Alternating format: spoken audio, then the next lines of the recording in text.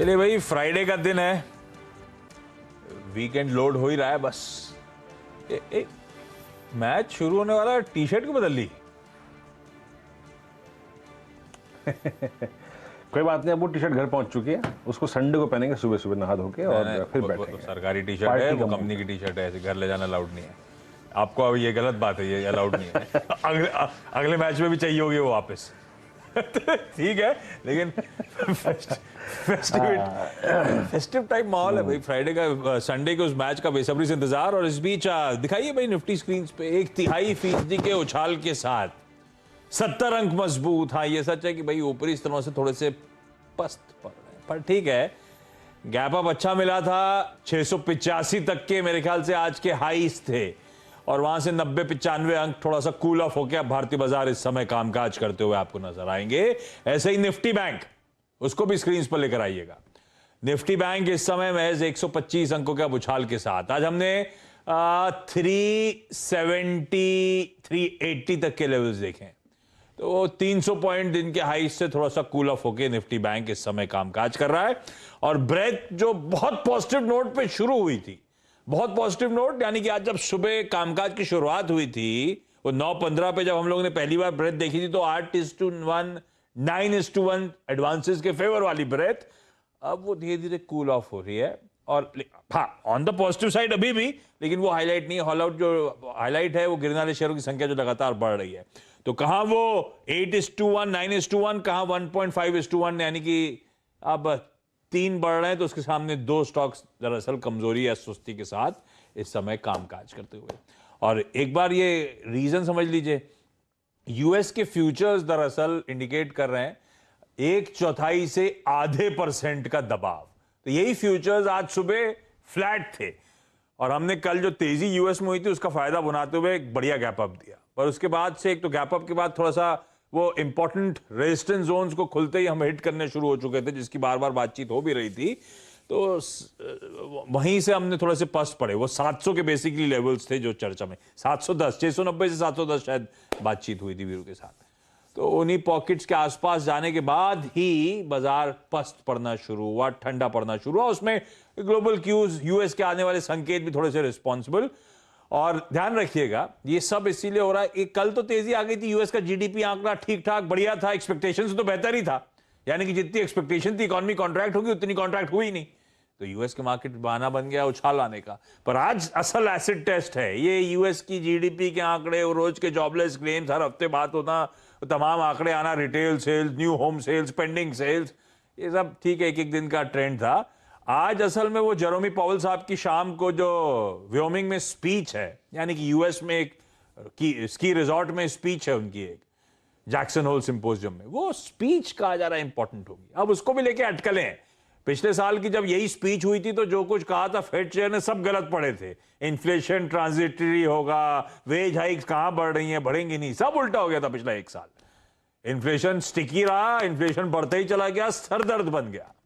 और कहां veg hikes, आज भी जॉब रिपोर्ट अच्छी आती है और उसकी हाईलाइट रहती है वेजेस बढ़ रही हैं, तो सब उल्टा पड़ा था। इसीलिए इस बार देखा जाएगा क्या कहते हैं फेड चेयर। और ये उससे पहले की नर्वसनेस यूएस में अब प्ले आउट होती हुई, कल के अच्छे मूव्स के बाद थोड़ी सी प्रॉफिट बुकिंग फ्यूचर्स इंडिकेट कर रहे हैं। यूएस के मार्केट्स खुलने से पहले आज वो स्पीच पे रिएक्शन, 7:30 बजे इंडिया टाइम पे वो स्पीच है, और उसी के बाद यूएस के मार्केट्स खुलते हुए नजर आएंगे वीरू। लेकिन कैसे रीड करूं ये, कल जाते जाते अच्छे मूव्स के बाद एक्सपायरी ठंडी हो गई एकदम से, हाई से 200 पॉइंट लटक गए हम, पर वो एक्सपायरी रिलेटेड मूव्स मान लिए।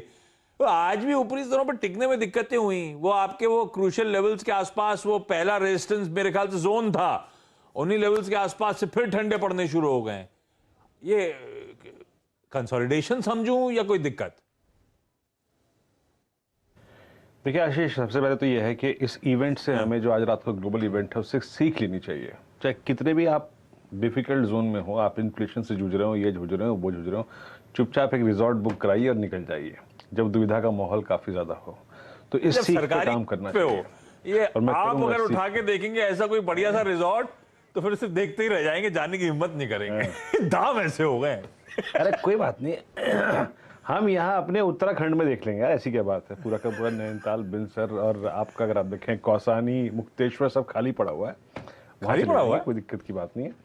लेकिन अच्छा खैर, देखिए वीकेंड में भरा होता है, वैसे खाली रहता है, और जब भी जाइए संडे सैटरडे को मत निकलिए, किसी अगर आप देखें वीकडे में निकलिए तो आपकी यात्रा बहुत अच्छी रहेगी। बाकी सैटरडे संडे अगर आप देखें फुली ऑक्यूपाइड। खैर, मतलब सीरियस नोट आशीष, जो आपका प्रश्न था कि हायर लेवल्स पे हमने थोड़ा टसल देखा, ठीक है, no doubt about that, both industries. I mean 39,400 के आसपास निफ्टी बैंक ने, और करीब करीब 17,690 के आसपास निफ्टी ने। पर जानते हैं आशीष क्या है यहाँ पर? ठीक है, वीकेंड ऊपर निकल गए, एक रेजिस्टेंस था, प्रॉफिट सुबह सुबह मिला, but it's a complete tussle zone. Tussle मतलब बुल्स और बेयर्स के बीच में आशीष। और मैं अभी भी कहूंगा इस कार्यक्रम की शुरुआत में एक वर्ड आशीष, कि जब तक आपकी 510, 580 की, 550 की ट्रैजेक्टरी बरकरार है, Nifty 80 times out of 100 strong pullback के चांसेस रखता है। और अगर आप थोड़ा डीप पॉकेट हैं तो अभी भी इस प्राइस पे 580 पे, 590 पे इट्स अ बाय मेरी तरफ से। Bank nifty till the time, कल का एग्जैक्टली अगर आप देखें रेप्लिका व्यू है Ashish, till the time you are not violating 38,810, 39,000 on the down side, on every dips it's a buy. आपके सामने स्क्रीन पे मैं ऑप्शन स्टेयर्स रखूंगा आशीष, एक बार देखिए आप जरा कॉल राइटर और पुट राइटर के बीच में टसल को देखिए। देखिए असल में दरअसल आशीष कारण ये भी है कि पहले वीकली कॉन्ट्रैक्ट के एक्सपायर होने से पहले बुधवार की एक छुट्टी भी है, तो कॉल राइटर पूरी कोशिश कर रहा है ग्रिप लेने की। क्योंकि कॉल राइटिंग क्वांटम देखिए उसको, 54, 88, 67, 26, 34, 21 इतनी कॉल बिकी हैं। और नीचे अगर आप पुट ऑप्शन को देखें आशीष, बट स्टिल 56 लाख का आउटस्टैंडिंग वाइज 17,500, यानी क्लियर व्यू ये है, आप 32 लाख पुट बिकी हैं 17,600 पे। अगर आप एक रिस्की ट्रेडर हैं और इंडेक्स ट्रेडर हैं, और अगर सुबह प्रॉफिट अगर बुक कर लिया है तो ठीक है, लेकिन अगर आप अभी भी इंडल्ज हैं ट्रेड पे, ट्रेड की थीम वही रहेगी आशीष, उसमें कोई चेंज नहीं है। Till the time you are trading about 17,500, जिसकी इंपॉर्टेंस मैंने आपको सुबह बताई थी, टिल द टाइम आप 17,500, 550 के ऊपर हैं, it's a buy on dips trade. Exit zone भले ही वही रहेगा 690, 710। निफ्टी बैंक में भी यही केस है आशीष, आप देखिए पुट राइटर्स का कन्विक्शन 39,000 पे पुट राइटर दिखाइए जरा प्लीज। डायरेक्टर साहब जरा निफ्टी बैंक के ऑप्शंस लेके आइएगा, कैसे 39, 39, 1, 38,900 के जोन में पुट राइटर्स एग्रेसिवली प्लेस्ड हैं। ट्रेड की थीम वही रहेगी। कल ऊपर से हम करीब 500 पॉइंट धराशायी हो गए थे, बट स्टिल मेरा व्यू था कि I am a buyer at 39100। आप स्क्रीन पे जरा पुट राइटिंग देखिए आशीष, 9, 17, 5 और ऊपर कॉल राइटर्स अगर कन्विक्शन के साथ बैठे हैं तो वो है बड़ा जोन 39,500, 39,400। बट ट्रेड जोन क्या है? 39,600 बाय और 39,400 exit, but still in levels पे इट्स अ बाय अगर आप एक रिस्की ट्रेडर हैं तो। आशीष बढ़िया भाई, तो लेवल्स को स्मार्टली प्ले करने की जरूरत। निफ्टी रखिए स्क्रीन पे, निफ्टी का इंट्राडे वो 17,500, 550 जब तक स्क्रीन पे इंटैक्ट नजर आ रहा है, घबराने की जरूरत नहीं है। ये बाय ऑन डिप्स का मार्केट है, टेक्सचर गिरावट में खरीदारी करने का है। लो लेवल्स पे एक्यूमुलेट करिए, ऊपर वही 690, 710 का जो स्टिफ रेजिस्टेंस जोन है वो हमारा एग्जिट लेवल्स के आसपास का लेवल होगा। तो ये होगी स्ट्रेटजी, इस दायरे को स्मार्टली प्ले अप करने की जरूरत। Till the time 500, 550 is intact on the screen. लाइए भाई फ्लोर खोलिए, सारे एक्सपर्ट्स को दिखाइए। आज हमारे साथ जो जो एक्सपर्ट जुड़ने वाले हैं वो आपकी स्क्रीन पर आएंगे। अच्छा, उस स्क्रीन पर मैं आऊंगा उन सबके इस समय के बेहतरीन टॉप ट्रेड लेने के लिए, लेकिन डॉक्टर साहब कुछ लाएंगे ट्रेंडिंग स्टॉक्स? हाँ, तो जरा देख लीजिए भाई कौन कौन से स्टॉक्स आज शो में प्रोड्यूसर साहब चाहते हैं रडार पे रखने हैं हम लोग को। भाई आज के ट्रेंडिंग स्टॉक्स में तेजी वाले काउंटर्स पहले दिखाए जाएंगे, वो आपकी स्क्रीन पर आएंगे। टाइटन 3% का उछाल, टाइटन की आज सुबह हम लोग चर्चा भी कर रहे थे। कोटक महिंद्रा बैंक चर्चा में सुबह से, और 2.5% के आसपास का उछाल यहां पर। फर्टिलाइजर स्टॉक्स, खबरें आना और फर्टिलाइजर में एक अच्छा ट्रैक्शन पिकअप होना।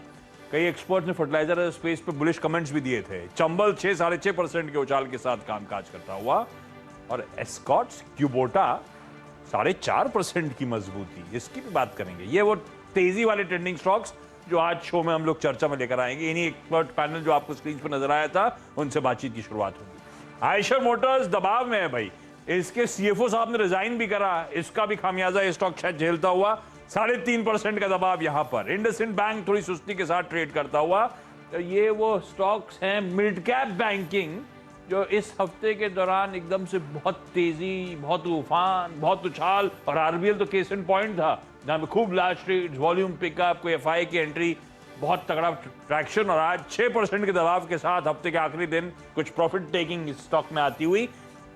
लाइकवाइज बंधन बैंक भी 3-3.25% के आसपास के दबाव के साथ इस समय कामकाज करता हुआ। तो ये वो मंदी और तेजी वाले ट्रेंडिंग स्टॉक जो कोशिश होगी शो के दौरान एक्सपर्ट्स के साथ बातचीत भी करी जाए। अब एक्सपर्ट्स को दिखाई देता हूं स्क्रीन पे, और इस बीच एक बार ब्रेथ भी लेकर आइएगा, थोड़ी सी और कूल ऑफ होती हुई। ठीक है, आज हमारे साथ कविता जी हैं, गावा साहब हैं, सतपुते साहब हैं, बहेती साहब हैं, और कोलकाता से राजेश अग्रवाल साहब।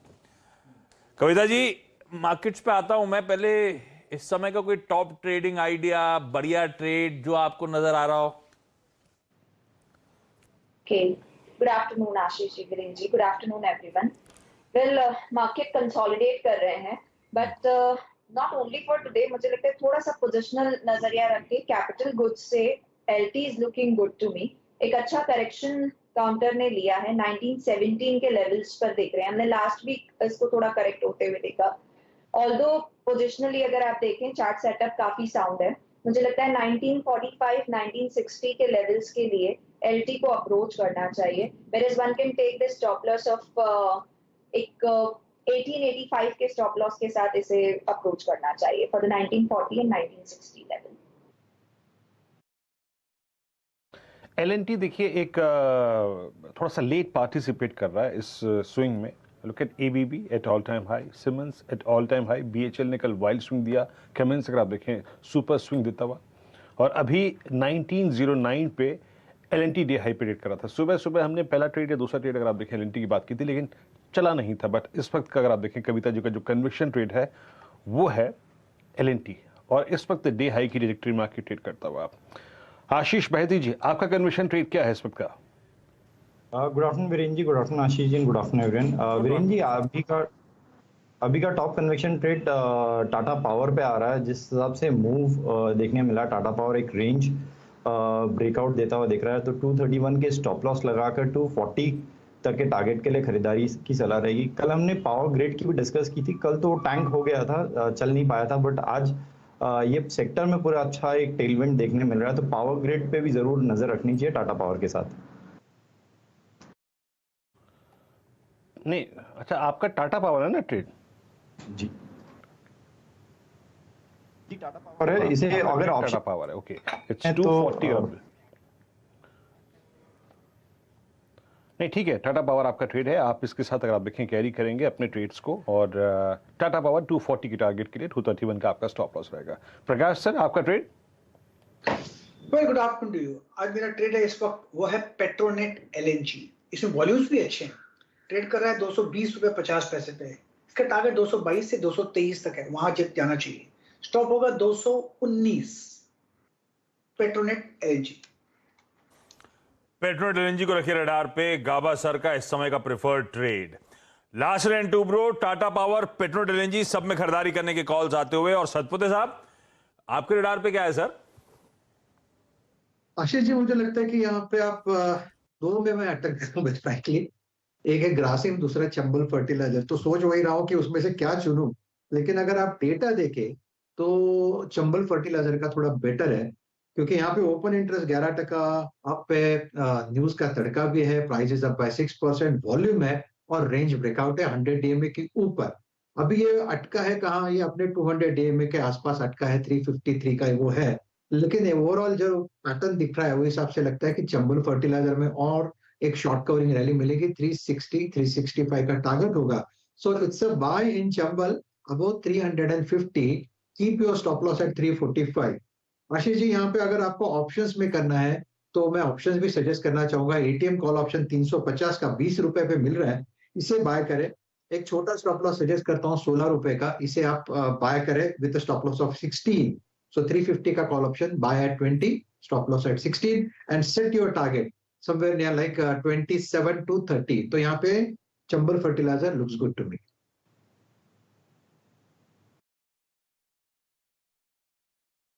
फर्टिलाइजर अगर आप देखें आपका प्रेफर्ड पिक है एट 349। आप इसमें एक स्ट्रॉन्ग स्विंग एक्सपेक्ट करें। इस सेक्टर के बारे में भी थोड़ा सा खुल के बात करेंगे, लेकिन उससे पहले एक काम करते हैं, जरा राजेश अग्रवाल जी के पास चलते हैं, हमारे साथ कलकत्ता से जुड़ चुके हैं। राजेश जी नमस्कार, कार्यक्रम में स्वागत है आपका। राजेश जी, अभी आपका पिछले हफ्ते का ट्रेड तो मैं लेके आऊंगा, लेकिन उससे पहले बताइए कि इस वक्त इस बाजार में आपको अच्छा क्या लग रहा है, चेज क्या करना है, स्पेशली मिड कैप में। अगर आपकी कोई कन्विक्शन कॉल हो तो वो भी दीजिएगा। मिड कैप फंडा नहीं, ऐसे ही मिड कैप में अगर आप देखें जो अच्छा लग रहा हो आपको। गुड आफ्टरनून आशीष जी, वीरेंद्र जी, बाकी भी पैनल में जो मित्रगण हैं सबको नमस्कार। आपने सही कहा कि इस वक्त बाज़ार थोड़ी सी दुविधा में आ गया है एंडिंग के तरफ आकर के। अदरवाइज सुबेरे तो आपकी वो जो शायरी चल रही थी, शुक्रवार को हरा कहाँ दिखता है, वीकेंड हो और क्रिकेट मैच हो और छोटा हफ्ता हो, तो सारी पायदान पे खरा उतर रहा था। बट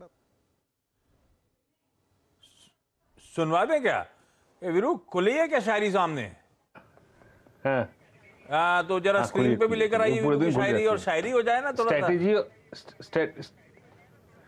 स्ट्रेटेजी और शायरी दोनों खुली है। मतलब ये था ना कि एक्चुअली क्या है ना आशीष, ये एक टसल जोन है। एक बड़े मूव के बाद 20 डिमा के ऊपर और ऑल टाइम हाई से थोड़ा नजदीक, इट्स टसल जोन। तो इसीलिए ये मैंने शब्दों का इस्तेमाल किया था कि गुरु बड़े संयोग से ऐसा दौर आता है, गुरु बड़े संयोग से ऐसा दौर आता है, शुक्र को हरा रंग बिखरा हुआ मिल जाता है। अगले हफ्ते एक छुट्टी हो और वीकेंड पे मैच हो और डिप मिले तो लीजिए लीजिए जमकर माल, बस एसल अवश्य लगाएं, क्या है ना कि कभी कभी फूफा गजनी बन जाए। तो वो फूफा जो है कभी कभी गजनी बन जाते हैं बीच में, इसीलिए थोड़ा सा पेन आता है। आशीष, आधी लाइन तो राजेश सर को याद थी, सुबह की शायरी की लाइन याद आ जाती है आपको क्या? भैया वीरेंद्र जी के शायरी को थोड़ा गौर से देखना पड़ता है ना, प्रेमी है। राजेश सर, स्टॉक कौन सा? खैर, कॉल्स पे आते हैं। तो ट्रेडिंग के हिसाब से तो जो सतपुते जी ने कहा ना कि ग्रासिम दूं या चंबल दूं, तो चंबल उन्होंने दे दिया, ग्रासिम मैं दे देता हूं। मुझे लगता है कॉस्टिक की जिस तरीके की प्राइसेस बनी हुई है, फर्टिलाइज़र अच्छा परफॉर्म कर रहा है, वीएसएफ में भी डिमांड बनी हुई है, ये तीन चीज़ तो अपनी जगह है ही। इसके अलावा सीमेंट में जिस तरीके की गतिविधि दिख रही है, उसको अल्ट्राटेक की जो होल्डिंग्स हैं, इनको ABCL की होल्डिंग है, सारी बहुत अच्छी पायदान पे पड़ रही हैं। वैल्यूएशन भी देखें तो 20 से कम की पी ट्रेड कर रहा है।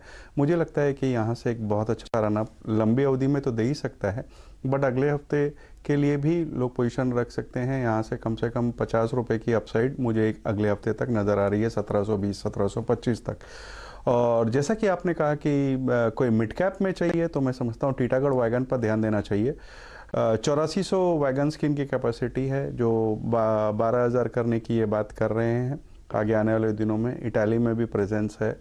ऑर्डर बुक बहुत अच्छी है, मेट्रो रेल से अच्छे ऑर्डर मिले हुए हैं। एक नए प्लांट का उद्घाटन इन्होंने कुछ दिन पहले ही किया है बंगाल में, और बैंगलोर मेट्रो से भी इन्हें बड़ा ऑर्डर मिला हुआ है। नंबर्स बहुत अच्छे आए थे। इतनी बढ़त के बाद भी मुझे याद है कि आज से 2-3 हफ्ता पहले मैंने जब रिकमेंड किया था तो 120-125 पे हुआ करता था।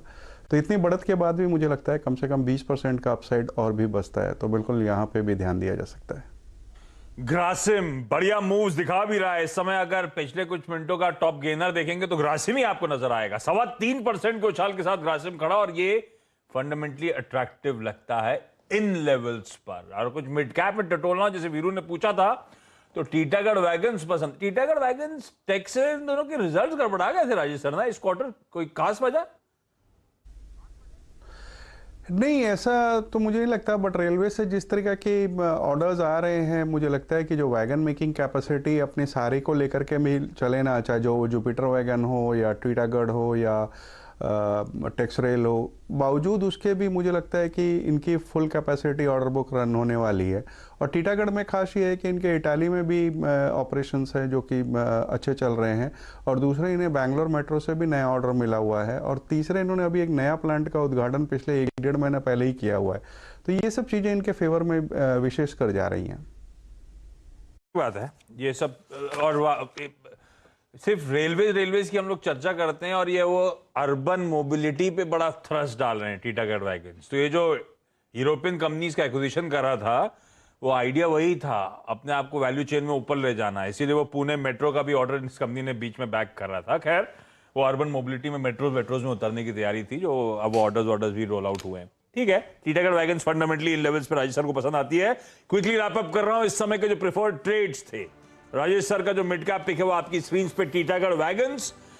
हमने शुरुआत करी थी गाबा सर से, पेट्रोनेट एलएनजी पे गाबा सर ने दाव लगाने की बात करी थी, खरीदारी करने का मन, वहां पर बढ़िया प्राइस वॉल्यूम एक्शन पिकअप हो रहे हैं। गाबा सर का वो है आज का इस समय का प्रेफर्ड ट्रेड। लेवल्स आपकी स्क्रीन पर 219 का स्टॉप, 222 के टारगेट्स के लिए अप्रोच करिए। कविता जी ने बात करी थी लास्ट इन टू ब्रो की, वो इंजीनियरिंग दिग्गज आज फिर बढ़िया मूव दिखाता हुआ, फिर मोमेंटम कंटिन्यू हो रहा है और 1945 1960 तक के इवेंचुअल टारगेट्स के लिए यहां पे अभी भी खरीदारी करने के मौके।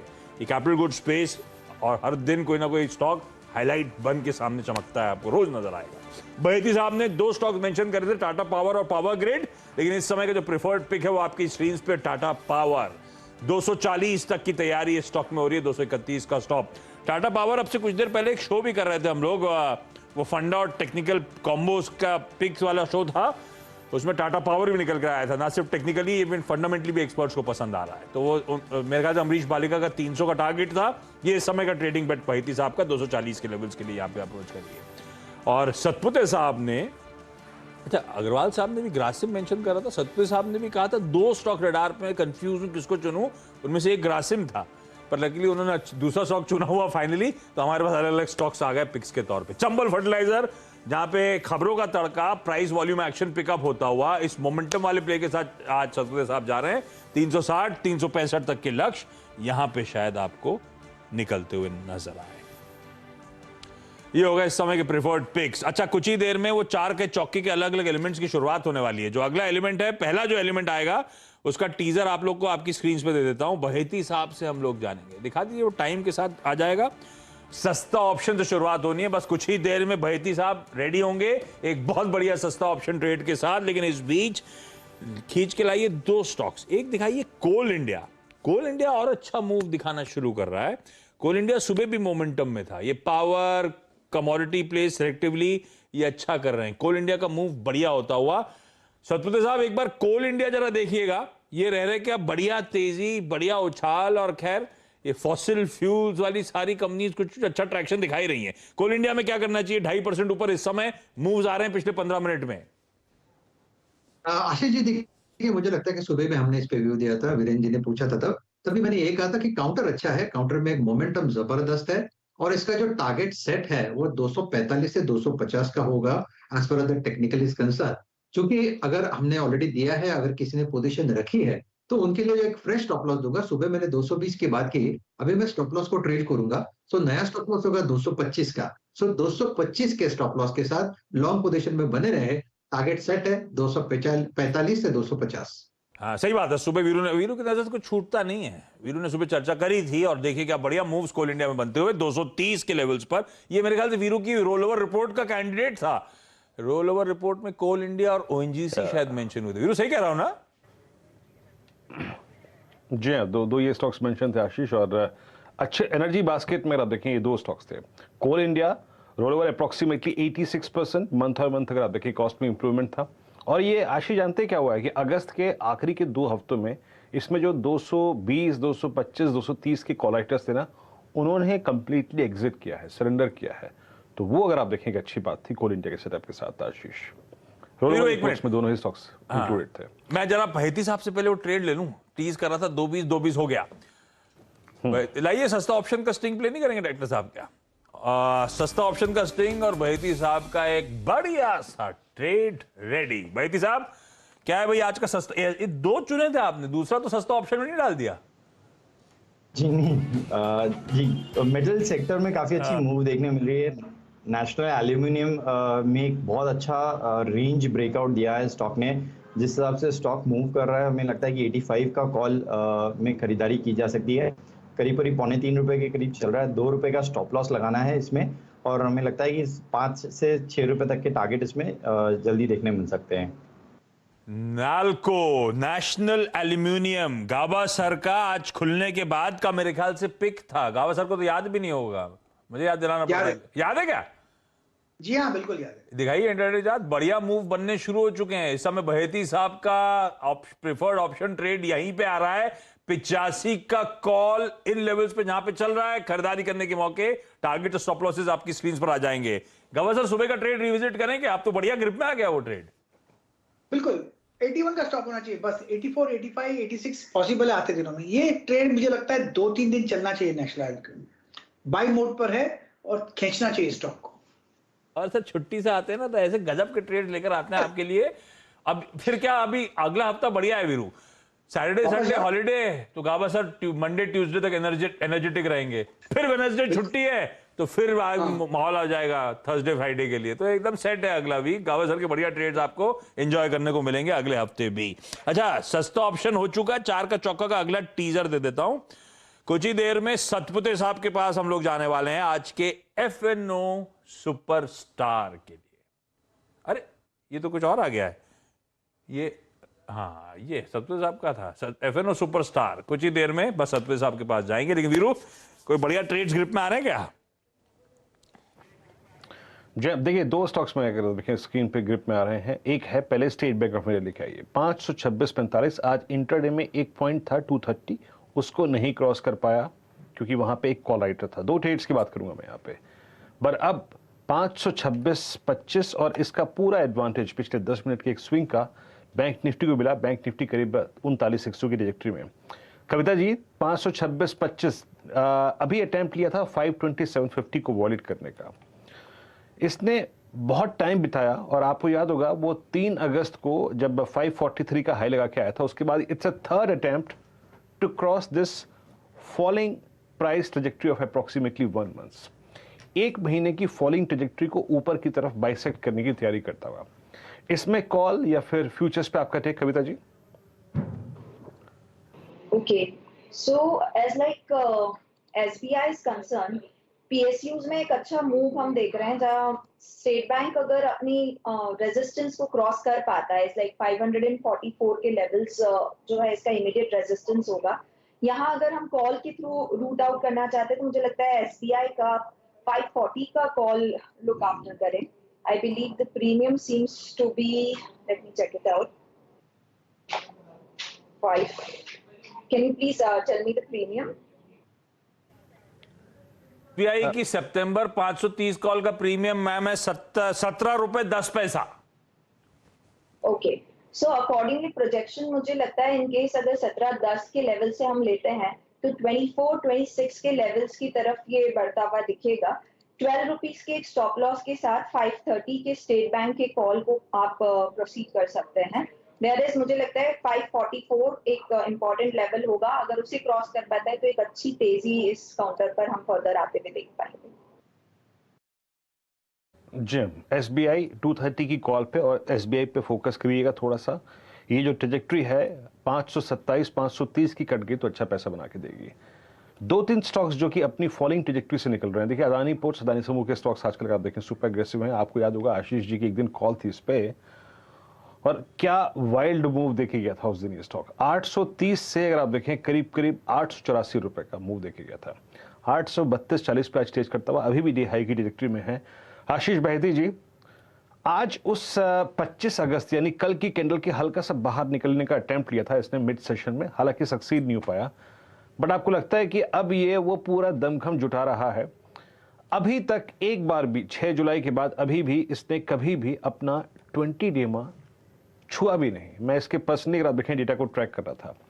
स्ट्रॉन्ग मोमेंटम, कॉल ऑप्शंस की एक्टिविटी काफी स्ट्रॉन्ग, 830, 840, 850 इन सभी स्ट्राइक्स में काफी स्ट्रॉन्ग बिल्डअप। आपका अप्रोच अदानी पोर्ट्स पर? जी वीरेंद्र जी, पूरे सेक्टर में अगर मैं आज लॉजिस्टिक्स और ये शिपिंग एंड पोर्ट वाले सारे सेक्टर्स के स्टॉक कंसोलिडेट करके देखूं तो बहुत अच्छा मूव देखने मिला है। जैसे मजगांव डॉक में भी हमने देखा कि एक 10% से ऊपर का मूव है, कॉनकॉर में भी मूव आ रहा है और लॉजिस्टिक्स के सारे कंपनियों अच्छे कर रही हैं। अडानी पोर्ट में भी एक उसका सेक्टर का टेलविंड जरूर देखने मिल रहा है। हमें लगता है कि इस स्टॉक की वॉलेटिलिटी के कारण इसे ऑप्शन के थ्रू प्ले करना ज़्यादा बेटर रहेगा। 850 का कॉल जो है उसे खरीदारी की सलाह रहेगी। 37 के करीब चल रहा है, इसमें पोजीशन बनाई जा सकती है। 30 रुपये का एक स्टॉप लॉस लगाना है, 30 रुपये के प्राइस पे स्टॉप लॉस लगाना है। और हमें लगता है कि इसमें 45 से लेके 50 तक के टारगेट्स देखने मिल सकते हैं, जिनके पास भी अगर कैश में है जरूर बने रहे, बट स्टॉप लॉस जरूर 820 के करीब का मेंटेन करें।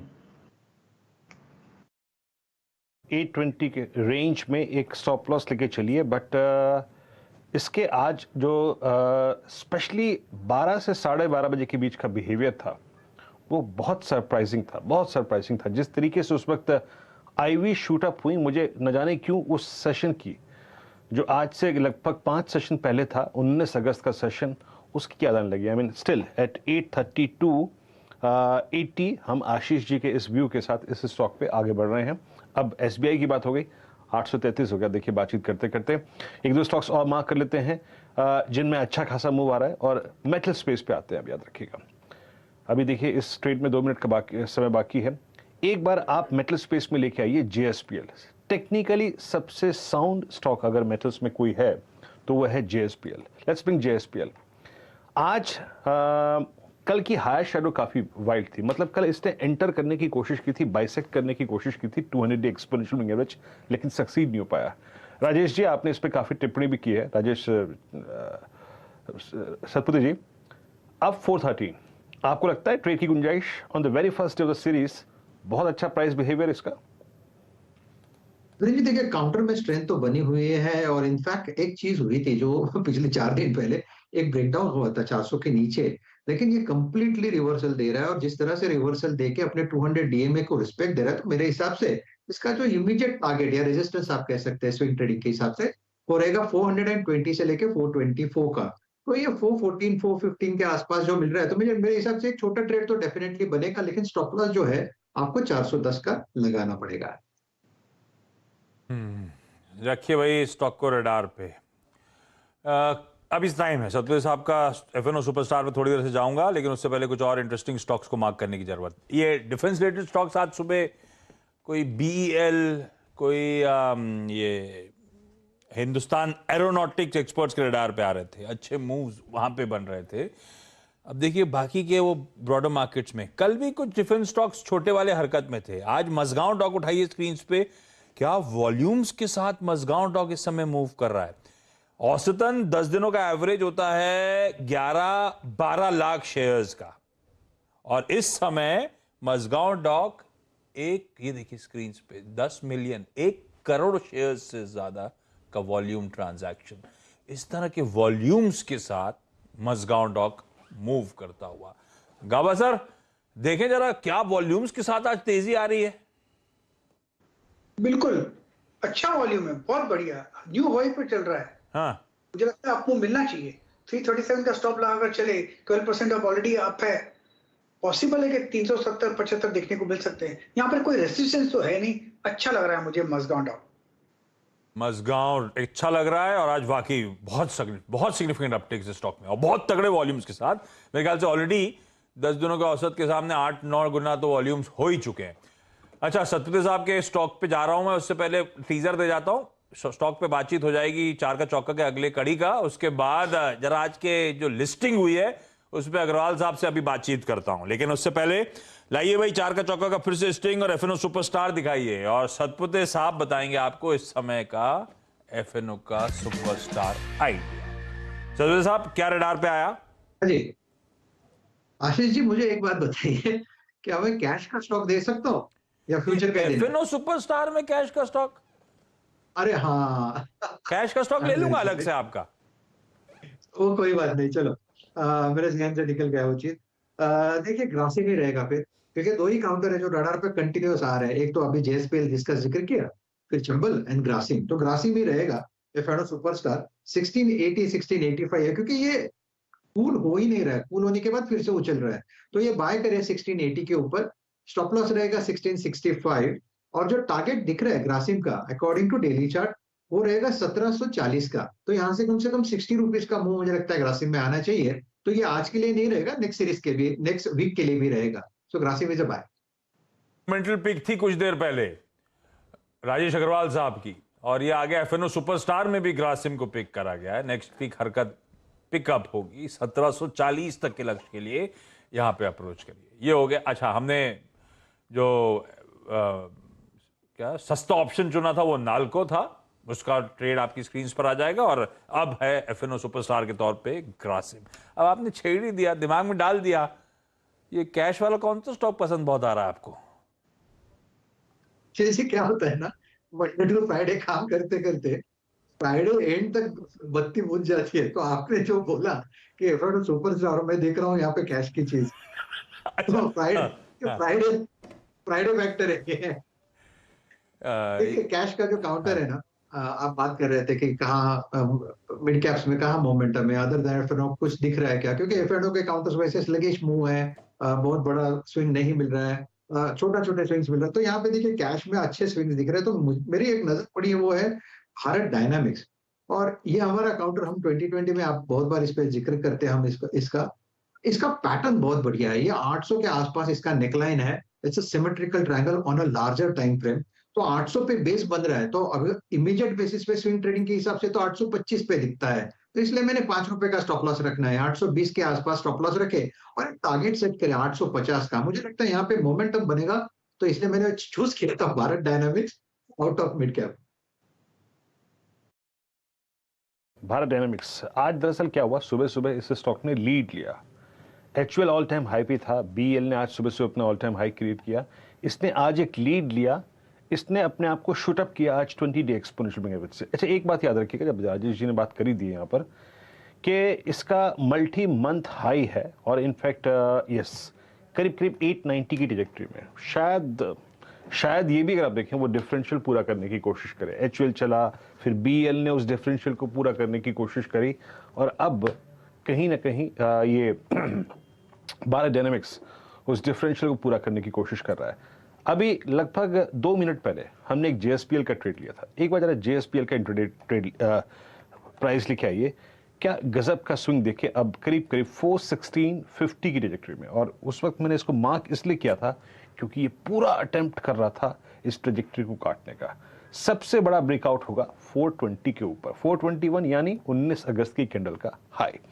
समित चौहान हमारे साथ जुड़ चुके हैं बातचीत करने के लिए। समित, गुड आफ्टरनून कार्यक्रम में स्वागत है आपका। समित, आपका कन्विक्शन ट्रेड क्या होगा, कैसे इस क्लोजिंग पे अप्रोच कर रहे हैं? काफी कम समय है बट स्टिल कहीं अगर आपको स्विंग पॉसिबल लग रहा हो तो जरूर मेंशन कीजिए। देखिए की इंडाइसेस में कुछ ज्यादा बड़ा एक्शन नहीं है, म्यूटेड है। यहाँ पे 17,500 सपोर्ट हो गया, 17,700 ऊपर की तरफ ब्रेक नहीं कर पा रहे हम। तो यहाँ पे स्टॉक स्पेसिफिक भी एक हैंडफुल ऑफ स्टॉक्स में एक अच्छी हम ट्रैक्शन देख रहे हैं सुबह से, जिसमें हमें एनटीपीसी अच्छा लग रहा है। एनटीपीसी की बात करें तो स्लोली स्टेडली ये स्टॉक उसके जो रीसेंट हाइज थे 52 वीक हाइज उसके आसपास अभी आ चुका है। और आज जो सुबह से इसमें पॉजिटिविटी दिख रही है, उसके चलते ये जो उसकी हायर बाउंड्री है लगभग 166 167, ये प्रॉब्ली ये लेग में ये एक्सटेंड कर सकता है। तो यहाँ पे हमें लगता है कि एनटीपीसी 170-72 तक जाने के लिए पॉइज्ड है। अगर कोई यहाँ पे कैश या फ्यूचर्स के लेवल्स के हिसाब से अगर ट्रेड करता है तो 160 के स्टॉप लॉस से लॉन्ग किया सकता है। ऑप्शन के जरिए हमारा ट्रेड है, जो हमने एज अ डिस्क्लोजर हमारे क्लाइंट्स को भी थोड़े टाइम पहले रेकमेंड भी किया हुआ है। सितंबर मंथ का 170 का कॉल ऑप्शन जो अभी लगभग 3 के आसपास ट्रेड हो रहा है, हम ये बाय करने की सलाह देंगे। 6 साढ़े 6 का टारगेट होगा और 1.25 का स्टॉप लॉस रहेगा। ओके, आप एनटीपीसी के थ्रू अगर आप देखें इस मूव को चेस करना चाहेंगे और पावर स्टॉक्स पे मूव है। देखिए आरईसी, कभी पावर ग्रिड, कभी एनटीपीसी एक एक करके अपीयर हो रहे हैं। बट आप जरा एक बार अब मैकडोनल्ड्स लेके आइए। वेस्ट लाइफ डेवलपर्स आपकी स्क्रीन पर जनाब 648, इट्स अ न्यू हाई। ये इसके करियर का एक नया हाई है और तमाम अगर आप देखें तो इन स्टॉक्स में अच्छा खासा मूव आ रहा है और 648 पर it's a typical flag breakout. लेकिन मैं इसको यहाँ पर फ्लैग की टेंडेंसी ना समझ के अगर आप देखें, अब मैं इस पर एक राय लूंगा राजेश अग्रवाल जी की। Rajesh ji, 648 all time high, अभी आप वेस्ट लाइफ पे कितना मूव और देख रहे हैं? आप गजब स्विंग दिया है इसने इस मई के महीने से लेकर अब तक का। आई मीन 430 से करीब करीब 650, 200 सवा 200 रुपए का स्विंग आ चुका है। और कितनी तेजी संभव लग रही है आपको राजेश अग्रवाल जी? लगता है कम से कम 50-60 रुपए की तेजी आने वाले दिनों में और बन सकती है। हमने कल भी देखा था जुबिलेंट फूडवर्क में भी अच्छी मूव बन रही थी। तो ये जो QSR वाले स्टॉक्स हैं ना, इस वक्त फ्लेवर में हैं। अनलॉक के बाद लोग बाहर आने लगे हैं, डाइन इन की फैसिलिटीज़ बढ़ती हुई नज़र आ रही है। कल एक न्यूज़ आई थी, गवर्नमेंट आटे को बैन कर रही है, तो उनका भी थोड़ा बहुत, मैंने उससे बहुत ज़्यादा प्रभाव नहीं पड़ेगा, बट फिर भी थोड़ा बहुत प्रभाव वहाँ पर भी पड़ता हुआ नज़र आ रहा है रॉ मटेरियल प्राइसेस पे। तो ये सारी चीज़ें इनके फेवर में जा रही हैं, कुछ एक्सपेंशन, नए स्टोर्स भी खोल रहे हैं। इन सब चीज़ों को देखते हुए मुझे लगता है अभी थोड़ा सा स्टीम और बाकी है इसमें। बाकी है, मूव्स बहुत बढ़िया बनते हुए, और ठीक है, ये स्पेस बड़े अट्रैक्शन भी पिकअप कर रही है। अभी कहाँ पे वो लार्ज ट्रेड हुआ था जिसमें हाथों हाथ ले लिया गया था वो स्टॉक, मिस आउट कर रहा हूँ। और देखिए वेस्ट लाइफ डेवलपमेंट भी बहुत बढ़िया। कल भी मेरे ख्याल से 4 का चौका में फंडामेंटल पिक के तौर पे बहुत डिस्कशन हुआ था, वो था बारबेक्यू नेशन।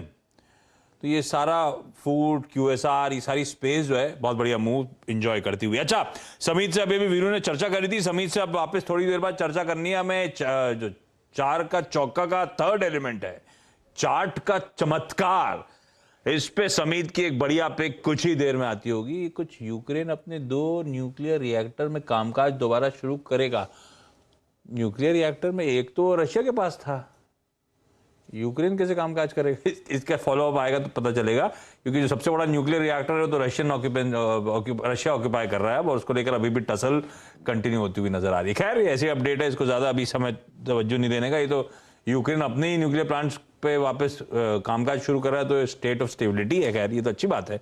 रूट मोबाइल का स्टॉक एकदम से देख रहा था स्क्रीन पे 5-6%, जैसे आपने वो अभी वो मैकडॉनल्ड्स देखा था, वैसी रूट मोबाइल देखी। क्या बढ़िया एकदम से मूव इस स्टॉक में देखने को मिल रहा है। एक बार तानला दिखाई कि तानला चला कि सिर्फ रूट ही में आज अच्छा मूव आ रहा है। तानला ने डिसअपॉइंट करा था अपने नंबर्स में, रूट के रिजल्ट अच्छे थे तो रूट की चाल इसलिए बदली थी। हाँ, तानला में ऐसा कुछ भी नहीं है, ये रूट मोबाइल ही थोड़ा सा स्टैंड आउट करता हुआ इस समय नजर आ रहा है, बढ़िया मूव्स एंजॉय कर रहा है। एक काम करता हूं, मैं 2:40 पे जाना है मुझे समीत के पास, तो मैं फंडामेंटल व्यू पे राजेश जी के पास नहीं जा रहा हूं। रूट मोबाइल पे प्रकाश गाबा सर से जाना जाए। प्रकाश सर, ये बहुत पिटे वाले स्टॉक्स हैं, जब वो फूफा जा रहे थे पैसा लेके तो ये सारे स्टॉक जो बहुत वैल्यूएशन रिच थे पिटे। अब थोड़े से नंबर्स के बाद से थोड़ा ट्रैक्शन आ रहा है, रह रहे के तेजी, रह रहे के बाइंग के इंस्टेंसेस नजर आते हैं। रूट मोबाइल रडार पे या छोड़ दिया जाए? ये देखिए ऐसा है कि रूट मोबाइल का जो चार्ट है उसका जो सेटअप है, मुझे सेटअप पसंद है। रूट मोबाइल का 1500 के आसपास, 1450-1500 के आसपास स्ट्रॉन्ग सपोर्ट जोन है। उसके हिसाब से थोड़ा वक्त देंगे तो 1650 तक जा सकता है। अब एक्सपेंशन है, अगर इसमें कॉन्ट्रैक्शन होता है तो बाइंग की अपॉर्चुनिटीज रहेगी। यस, अच्छा लग रहा है मुझे रूट मोबाइल 2-4 दिनों के नजर से। रूट मोबाइल आपकी स्क्रीन पे अच्छा मूव देता हुआ, और जैसे सही करता है आशीष के, एक बार फिर से जब F5 का F2 का पैसा लौट रहा है तो इन स्टॉक्स में एक बार मूव आ रहा है। और इस बात को जस्टिफाई कैसे कर सकते हैं आप?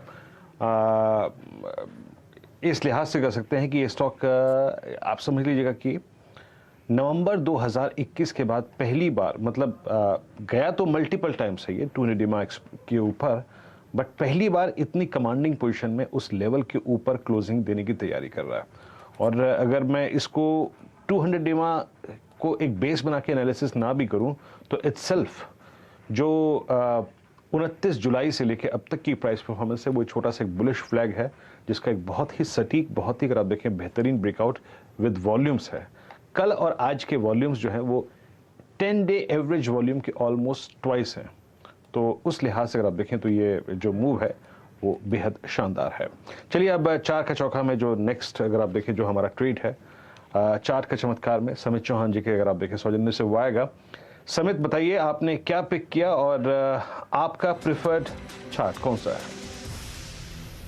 देखिए पूना वाला फिनकॉप में हम बाय करने की सलाह देंगे। स्टॉक में एक 200 डे एवरेज के आसपास अच्छा 20 बना के एक स्टेडीली उसने अपमूव दिया है, series of higher highs higher lows, और आज ये स्टॉक में कंसोलिडेशन से ब्रेकआउट देने के इंडिकेशंस हमें दिख रहे हैं। जैसे वॉल्यूम एक्टिविटी बढ़ चुकी है तो हमें लगता है कि एटलीस्ट ये 322-325 का जो ऊपर का दायरा है वहां तक तो एटलीस्ट ये जा सकता है।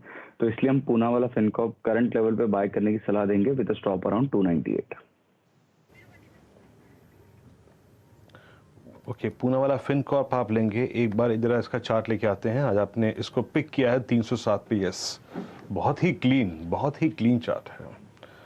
समित, ऑल्दो इट्स इंट्राडे व्यू और एक स्विंग व्यू, लेकिन एक अगर मैं आपसे प्रश्न और पूछूं यहाँ पर, जितना क्लीन चार्ट मैंने देखा, ये मैंने तो बहुत दिनों बाद ये चार्ट देखा है, क्या इस पर डिलीवरी पे काम कर सकते हैं? और क्या डिलीवरी जब कोई ले तो ऑल टाइम हाई 646 की एक्सपेक्टेशन रख सकता है क्या, जिस प्रकार का मूव है? क्योंकि अब फ्रेंकली स्पीकिंग उससे पहले कोई बड़ा सप्लाई जोन है भी नहीं।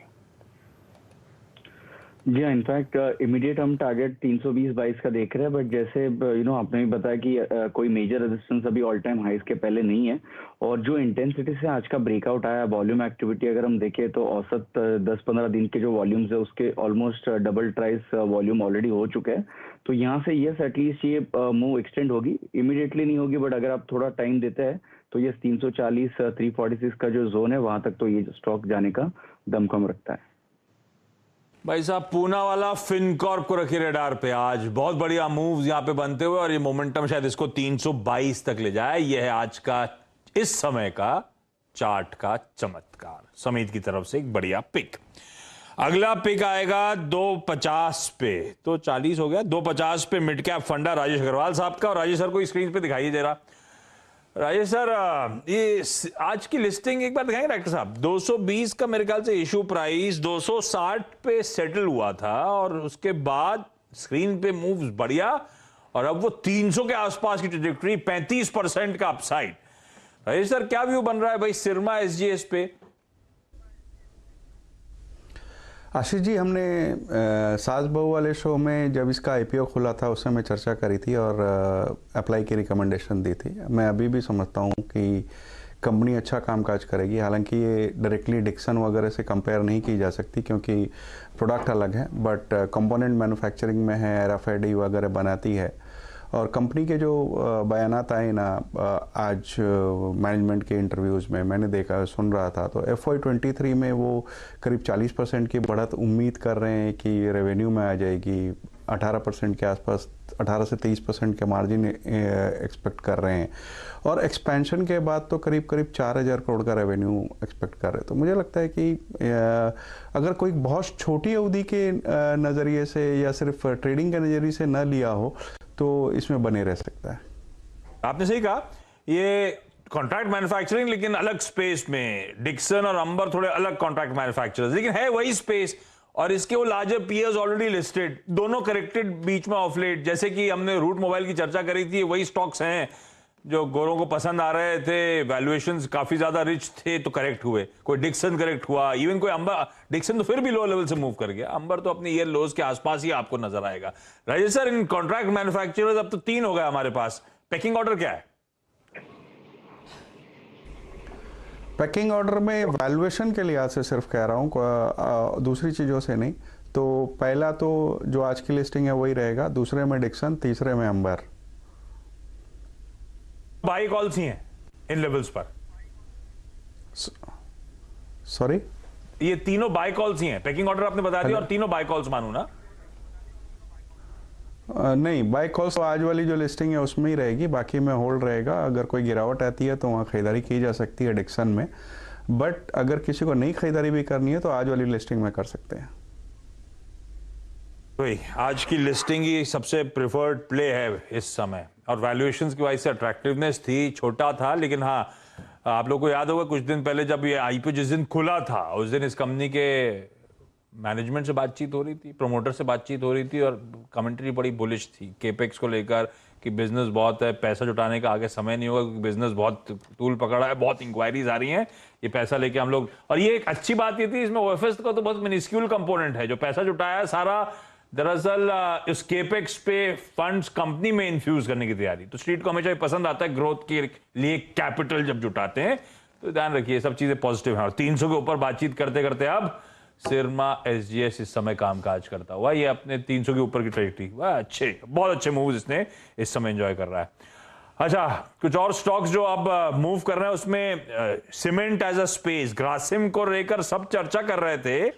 श्री सीमेंट, अल्ट्राटेक बढ़िया मूव दिखाते हुए नजर आएंगे। अल्ट्राटेक आज सुबह का फंडामेंट, आज हमने ट्रेडिंग 11 बनाई थी, अल्ट्राटेक उसमें शुमार भी था मेरे ख्याल से, पर वो एक फंडामेंटल कॉल था मेरे ख्याल से पार्थिव का। श्री सीमेंट को उठाइए और अल्ट्राटेक को उठाइए।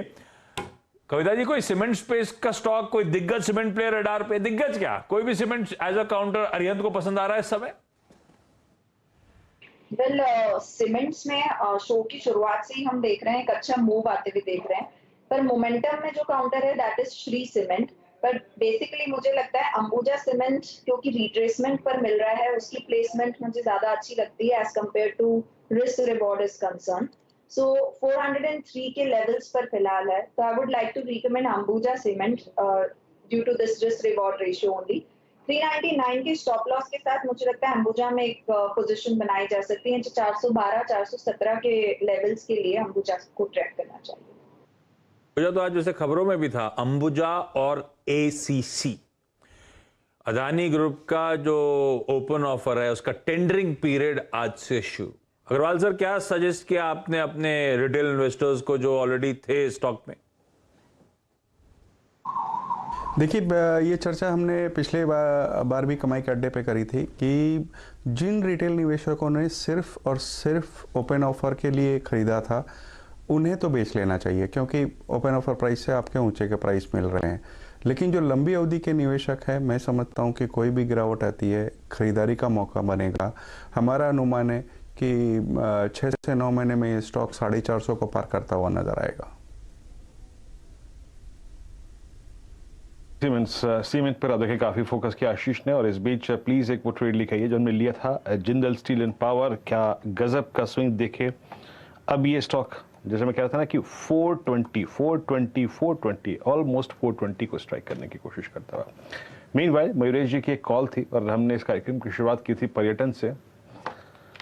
कहा था जनाब रूम बुक करा लीजिए, लुक एट इंडियन होटल्स आपकी स्क्रीन पे 281 एट फ्रेश करियर हाई. आशीष ने कहा था जैक्सन होल. आशीष, मैं जैक्सन होल में भी कैमरा ढूंढ रहा था. अक्टूबर में चाहो तो आप बुकिंग करा लो, 15,000 का रूम मिल रहा है ठीक ठाक. Very nice with breakfast. और मैं आपको बता रहा हूँ आप यहाँ पे ढूंढ लीजिए इंडियन होटल्स का कोई कमरा. अगर 25,000 से नीचे मिल जाए तो मेरा नाम बदल दीजिएगा. तो आप इस वक्त हमारे होटल क्यों चल रहे हैं ना, ये मैं इसलिए ढूंढ रहा था. और अभी भी अगर आपको जाके उनकी स्पीच सुननी हो तो भी 19,000 में और 25,000 में मिल जाएगा कमरा तक. ठीक है ना, दिक्कत तो फ्लाइट की है. और भाई साहब अब देखिए, बात हुई थी रूम टैरिफ्स की. कहीं भी जाने के लिए आपको फ्लाइट का खर्चा तो करना ही पड़ेगा. बात हुई थी रूम टैरिफ्स की. मैं कहना क्या चाह रहा हूँ कि इतने ज्यादा टैरिफ हाई हैं कि पूछिए मत. और उसका एक जीता जाता उदाहरण आपके स्क्रीन पे है. लुक एट इंडियन होटल्स 281 और इन प्राइसेस पे भी ऑक्यूपेंसी पूरी फुल. आशीष, एक काम करते हैं, अब कुछ ही देर में मार्केट बिग वॉइसेस की कड़ी में हमारे साथ कंप्लीट सर्कल के गुरमीत साहब आपको आपकी स्क्रीन पे नजर आए, उनसे बातचीत की शुरुआत करनी है. तो एक काम करें, वो 4 का चौका का जो लास्ट एलिमेंट है उसको निपटा लिया जाए, नहीं तो फिर इंतजार रह जाएगा, समय लग जाएगा. राजेश सर, आज का मिड कैप फंडा कौन सा? एक फंडा तो मिड कैप का आपने पहले भी बता दिया, आज अलग से कौन सा स्टॉक है? देखिए, अलग से ऐसा है कि मैं पूना वाला देना चाहता था, बट चूंकि उसकी चर्चा हो गई है तो आप पूना वाला समझ सकते हो. बट उसके साथ मैं जोड़ देता हूं कि कोचिन शिपयार्ड पे ध्यान देना चाहिए. 73% सरकारी होल्डिंग है, 10,000 करोड़ के ऊपर की ऑर्डर बुक है, मार्जिन्स बहुत अच्छे आए थे. जो इनकी सब्सिडरी है वो भी बहुत अच्छा परफॉर्म कर रही है. और सरकार का जो फोकस है टोटली वाटरवेज पे, नेशनल वाटरवेज और कार्गो पे, तो मुझे लगता है कि उससे इनकी ऑर्डर बुक आने वाले दिनों में और बेहतर होती हुई नजर आएगी. इस तिमाही के नतीजे भी अगर देखें तो 34% के आसपास टॉप लाइन में बढ़त थी, 34% के आसपास बॉटम लाइन में बढ़त थी और 40% के आसपास टॉप लाइन में बढ़त थी. तो नंबर्स भी अच्छे आए थे. वैल्यूएशन में भी अगर देखेंगे तो डेट फ्री है और 7-8 की पी पे ट्रेड कर रही है. मुझे लगता है कि यहाँ पे आपको कम से कम 400 रुपये तक के टारगेट के लिए यहाँ पे निवेश किया जा सकता है. 400 रुपये शॉर्ट टर्म क्या कह रहा हूँ, बट लंबी अवधि में 450 पौने 500 तक जा सकता है. कोचिन शिपयार्ड अगर आप देखें आपका प्रीफर्ड पिक है. बाकी अगर एक बार जरा इसका चार्ट लेके आइएगा. राजेश जी, जब कोई पिक देते हैं तो याद रखिएगा उसको, जब हम जाते हैं ना चार्ट्स पे देखने के लिए, तो वो भी वहां पर भी अव्वल दर्जे का होता है. और यहाँ पे भी आप देखें, इसमें कोई राय नहीं है कि अव्वल दर्जे का ही है. आपकी स्क्रीन पे ये 17 जुलाई 2021 के बाद देखिए, अभी जो 2-3 कॉल्स आई है ना स्क्रीन पे, जैसे भारत डायनेमिक्स हो गया, जैसे पूना वाला हो गया, और अब ये कोचिन शिपयार्ड, टेक्निकली सारे बहुत साउंड है, बहुत सारे साउंड है. कोचिन शिपयार्ड 21 जून के बाद ये अपनी पूरी की पूरी स्लोपिंग डाउनवर्ड ट्रेजेक्टरी बाइसेक्ट करता हुआ, प्लीज कैंडलस्टिक चार्ट रखिएगा स्क्रीन पे, तब आपको इसका सिग्निफिकेंस, इसकी इंपॉर्टेंस मालूम चलेगी। बहुत अच्छे वॉल्यूम्स के साथ, और कल और आज के वॉल्यूम्स आप ये जनाब समझ लीजिएगा कि अप्रैल के बाद के जो टोटल वॉल्यूम है, एवरेज वॉल्यूम, उसका कम से कम नहीं तो 4 गुना है। यानी अगर औसतन 5 शेयर ट्रेड होते थे, इस बार अगर आप देखें लगभग 20 शेयर ट्रेड हुए हैं पिछले 2 सेशन से। वाकई अगर आप देखें हर कसौटी पे काफ़ी अच्छा खासा कॉल। कल हमने एक और ट्रेड पे बात की थी, बालकृष्ण इंडस्ट्रीज शॉर्ट पे बात की थी हमने, और यतिन ने भी इसका जिक्र किया था, और इस स्टॉक को लेके आइए 2052, yet another low of this series, और in fact it's a typical inverted flag breakdown. Rajesh Satpute ji, मेरे ख्याल से आप पता नहीं उस आशीष बहदी जी थे उस डिस्कशन में। आशीष जी, टूट गया अब 2050 का जोन भी ऑलमोस्ट, जो कि इसका 20 जून का लो था। यहां पे नीचे के प्रोजेक्शंस क्या हैं अब? सर ये जो रिसेंट अभी जून का लो इसने आज तोड़ा, हमें लगता है कि अभी 2000 तक के लेवल की तरफ जा रहा है, जो कि बहुत नियर है। अगर वो टूट जाता है तो फिर इसका नेक्स्ट सपोर्ट जो है वो 1940 के पास ही है। तो आई थिंक 2000 के पास आके एक थोड़ा स्टॉक में कंसोलिडेशन या एक थोड़ा सपोर्ट लेना चाहिए। जिनके पास भी शॉर्ट है ज़रूर बने रहे। जो स्टॉप लॉस है उसे ट्रेल करके 2075 का कर लें।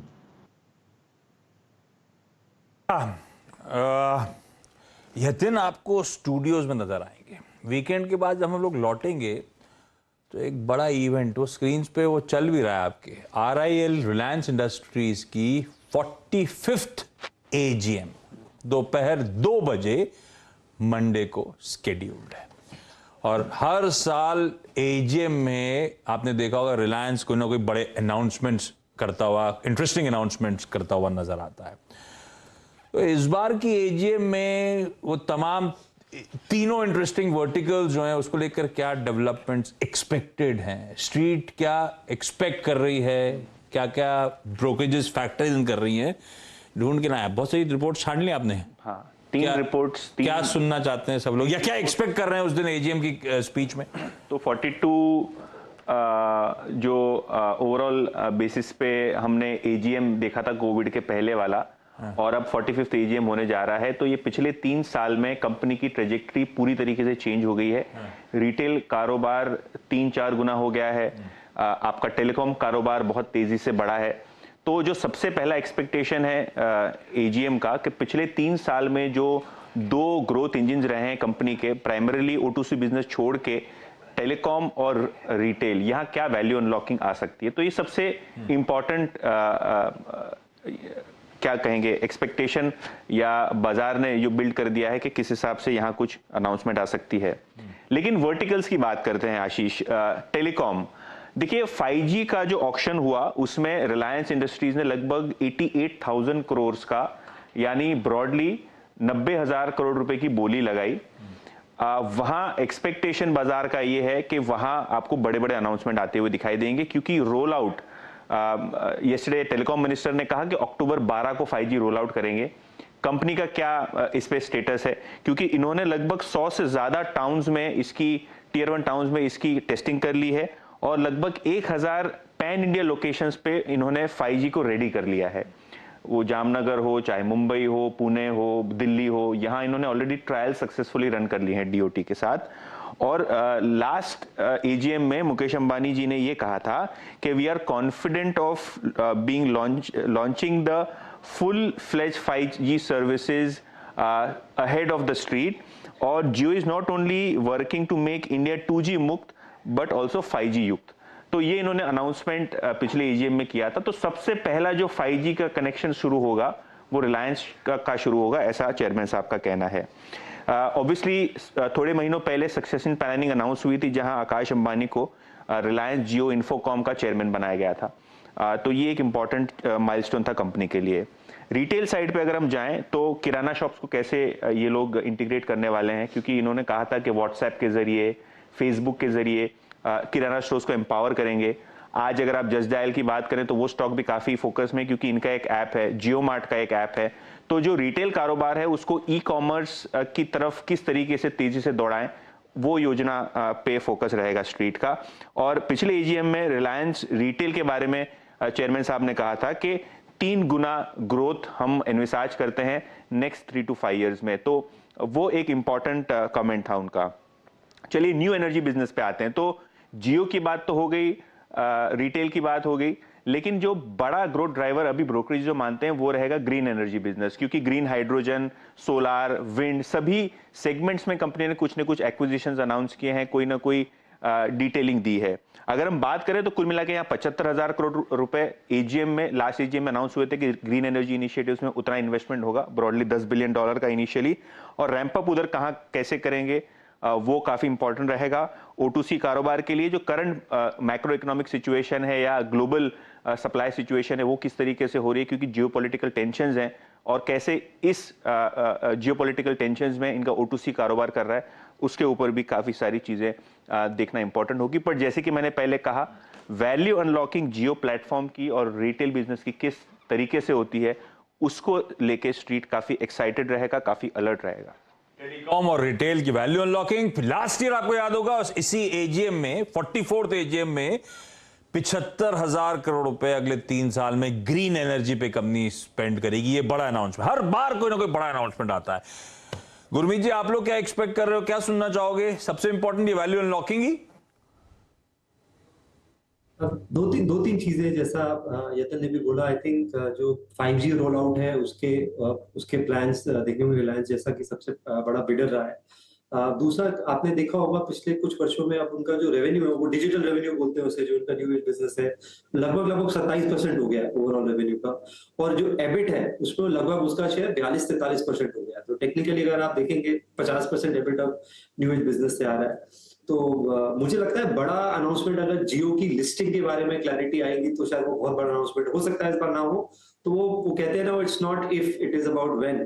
तो वो होना है, बट कब होना है उसका हमें देखना पड़ेगा। पर दूसरा, मुझे लगता है जो एनर्जी बिजनेस है, मुकेश अंबानी जैसे उन्होंने डिजिटल बिजनेस में इन्वेस्टमेंट किया था, आप अगर कैपेक्स रन रेट देखिए, स्ट्रीट का एक्सपेक्टेशन था कि 50 से 60,000 करोड़ रहेगा, वो रन रेट से काफी ज्यादा रहा है। उस वजह से जो फ्री कैश फ्लो जनरेशन का यील्ड है वो थोड़ा कम हुआ है। तो अक्रॉस बिजनेस उसका इन्वेस्टमेंट जंप हुआ है। तो थोड़ा सा एनर्जी बिजनेस में भी अगर और प्लान्स पता लगेंगे, क्योंकि पहले उन्होंने जियो में इन्वेस्ट किया था, फिर अनलॉक किया था। एनर्जी बिजनेस में हो सकता है ये दोनों चीजें साइड बाय साइड, जिसे कहते हैं, हमें देखने को मिल सकती है। तो जो उन्होंने जियो में किया है, मुझे लगता है वो अपने ग्रीन एनर्जी इकोसिस्टम में करेंगे। 11 कंपनीज एक्वायर कर चुके हैं एनर्जी में। रिटेल का कारोबार, जैसे अतन ने बताया, काफी तेजी से बढ़ रहा है। जियो में हमने देखा है कि number of subscriber wise number 1 है, आरपू में इंप्रूवमेंट है। थोड़ा सा ये विंडफॉल टैक्स का जो इवेंट था, उस वजह से शेयर प्राइस में थोड़ा प्रेशर आया था, बट हमने देखा है कि गवर्नमेंट थोड़ा सा काफी इसमें डायनेमिकली इस चीज को एड्रेस कर रही है, ड्यूटीज बढ़ा रही है, घटा रही है। तो मैं रिलायंस पे काफी कंस्ट्रक्टिव हूँ, ऑपरेशनल परफॉर्मेंस की वजह से भी, और जो वैल्यू अनलॉकिंग होनी है उस वजह से। ठीक बात। तो अच्छा, एक दिखा, हमने कोई स्टॉक के भाव पर डिस्कशन नहीं करा, लेकिन अबंडेंट प्रिकॉशन के तौर पे 2-3 बार एक्स्ट्रा दिखा दिया करिए डिस्क्लेमर प्लेट, कोई दिक्कत नहीं है। डॉक्टर साहब दिखाते रहा करिए। अच्छा, आजकल गुरमीत का ट्विटर हैंडल देखेंगे ना वीरू, तो आजकल आपको देखने को मिलेगा कि अगर एसी नहीं लेता, वोल्टास का शेयर ले लेता तो आज इतना हो जाता, वो बुलेट नहीं लेता, आयशर मोटर का शेयर ले लेता, इतना हो जाता, वो स्टारबक्स में कॉफी नहीं पीता, और ये पता नहीं वो गुरमीत कुछ देर पहले ये होटल ही सर्च करते रहते हैं, हर वीकेंड वीरू होटल सर्च करते, 15,000 का कमरा। वो 15,000 का कमरा ना लेके क्या करें कि बाद में पछताना ना पड़े? मेरे हिसाब से दोनों करना चाहिए। मैं एक्चुअली ये ट्वीट किसी के रिस्पांस में था कि ये मुझे लगता है हमने ये जीरो डेट को, कि हमें जीरो डेट रहना चाहिए और सारा पैसा 60-70 साल तक जोड़ना चाहिए। तो मैंने बोला कि ऐसे पोर्टफोलियो का क्या काम है अगर आप साथ में अपनी जिंदगी नहीं जी रहे। तो उसके रिस्पांस में था। बट जैसा मैंने बोला कि रीओपनिंग, आपको कंजम्पशन और इन्वेस्टमेंट बैलेंस करना चाहिए, क्योंकि आपको कहते हैं कि जो आप कंज्यूम कर रहे हैं और जिसमें आप कन्विंस्ड हैं उसी में आपको इन्वेस्टमेंट भी करना चाहिए। आपने इंडियन होटल्स का नाम लिया, आपको याद होगा कोविड में 100 रुपए के आसपास आ गया था, बहुत बड़ा डिस्ट्रप्शन था इंडस्ट्री में, और फिर नए मैनेजमेंट ने बहुत अच्छे तरीके से इसको स्टीयर किया है। आप उसकी अगर एनुअल रिपोर्ट देखेंगे तो उन्होंने बड़ा क्लियर स्ट्रैटेजी है कि भाई 300 प्लस होटल करने हैं, उनको 35% मार्जिन तक पहुंचना है 2025 तक। वो ये भी चाहते हैं कि 35% एबिटा मैनेजमेंट कॉन्ट्रैक्ट्स और नए बिजनेसेस से आए, जिसमें आपका क्यूमेन है, जिंजर है वगैरह है, और बड़ा एसेट लाइट मॉडल चाहते हैं। तो अगला जो भी वो आगे काम कर रहे हैं उनका 50-50 रेशियो है, तो 50% ओन्ड और लीज्ड का और 50% मैनेजमेंट कॉन्ट्रैक्ट्स और बाकी रूम कीज का।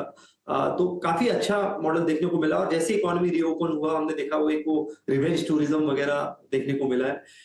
इसमें मैं इसको रीओपनिंग इकोनॉमी बोलता हूं, जिसमें आपका जो लाइफस्टाइल ट्रेंड आता है, इसमें आपके कुछ QSR चेन्स भी हैं जैसे देवयानी वगैरह है, आपके डिस्क्रिशनरी स्पेंडिंग है। हमने देखा ऑटो में ऑर्डर बुक आपने देखी होगी, जैसे जैसे नए मॉडल्स आ रहे हैं ऑर्डर बुक काफी अच्छी है। तो मेरा उस पे व्यू कंस्ट्रक्टिव है डिस्क्रिशनरी स्पेंडिंग। मानते हो ना, बाजार में फंडामेंटल्स इंपॉर्टेंट, टेक्निकल्स इंपॉर्टेंट, साथ में सेंटिमेंट भी प्ले करते हैं ना, ऐसा होता है ना? नहीं, बिल्कुल होता है। तो फिर एक बात बताओ आप, ये अगर संडे का मैच हम जीते तो निफ्टी को कितना गैप अप मिलेगा, और हारे तो कितना नुकसान भरना पड़ेगा? मुझे नहीं लगता है कि मैच, इतने मैचेस होने लगे हैं कि इंडिया भाग है गुरमीत, 1 साल बाद आना है और पिछले हार का बदला लेना है। बहुत ज्यादा उसका मार्केट में, हाँ एजीएम का फर्क पड़ सकता है जो सोमवार को है। और एक मुझे लगता है जो जैक्सन सिंपोजियम में पावल जी का स्पीच है, हाँ। वो विराट कोहली के रन से ज्यादा इंपैक्ट डालेगा, ऐसा मेरा मानना है कि उनका इकोनॉमी पे क्या आउटलुक आता है वो ज्यादा इंपैक्ट डालेगा। गावा सर, कुछ तो इंपैक्ट आएगा निफ्टी पे सेंटिमेंट्स का, नहीं आएगा क्या गावा सर?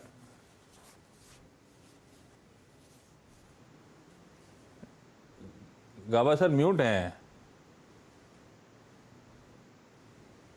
सॉरी, किसी का फोन आ गया था, सॉरी। तो आपने हमारी चर्चा सुनी भी नहीं क्या? नहीं सुन रहा था, लेकिन मैं बोला कि इंपैक्ट आएगा तो चार्ट में दिखाई देगा। आएगा क्या बता, आएगा तो चार्ट में दिखाई देगा। ठीक है भाई। अच्छा, बाकी गुरमीत फिर आप लोग अब जाएगा जैक्सन होल में फेड चेयर, बट ऑब्वियस है कि हॉकिश ही साउंड करेंगे। तो ये रिलीफ रैली क्यों यूएस में पिछले कुछ दिनों से आ रही थी कि नहीं कुछ नहीं होगा। हॉकिश तो रहने ही वाले ना, स्टांस तो बदलेगा है नहीं। अभी तो इन्फ्लेशन उनके टारगेटेड रेंज से कहीं ज्यादा है।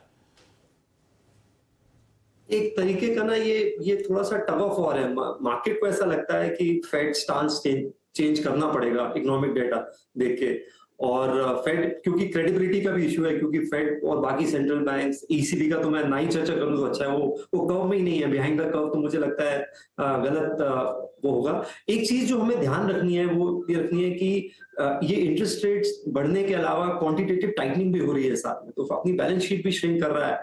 और जब भी हमने देखा है ये 10 ईयर बॉन्ड यूएस का 3-3.5% गया है, थोड़ा सा रिस्क ऑफ ट्रेड होता है बाजार में, तो वो हमें थोड़ा सा ध्यान रखना पड़ेगा। और मुझे ये लगता है कि आप एक रीजनेबल वैल्यूएशन अगर देंगे तो ही बाजार में अच्छा रिटर्न बनेगा। मुझे नहीं लगता हम पूरी तरह जिसे हम कहते हैं हर चीज से बाहर आ गए।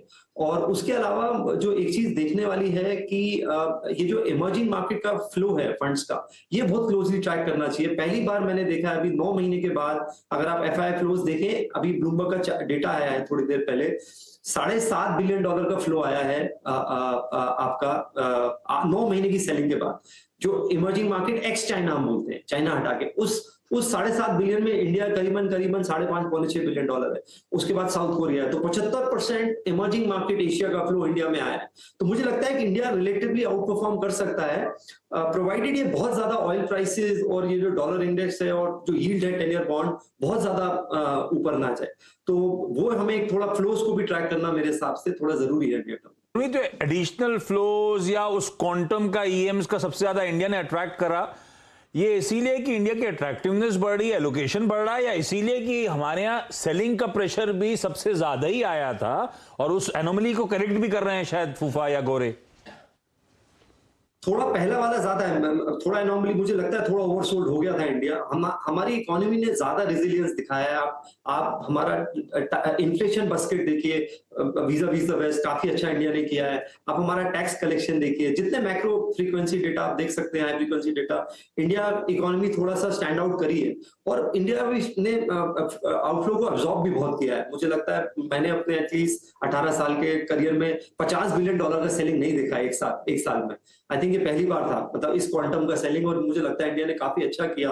उसलिए से हम गिरे भी कम है। आप देखिए, आप कंपेयर करेंगे नैस्डैक से, चाइना से, हैंग सेंग से, यूरोप से, इंडिया का परफॉर्मेंस थोड़ा सा था।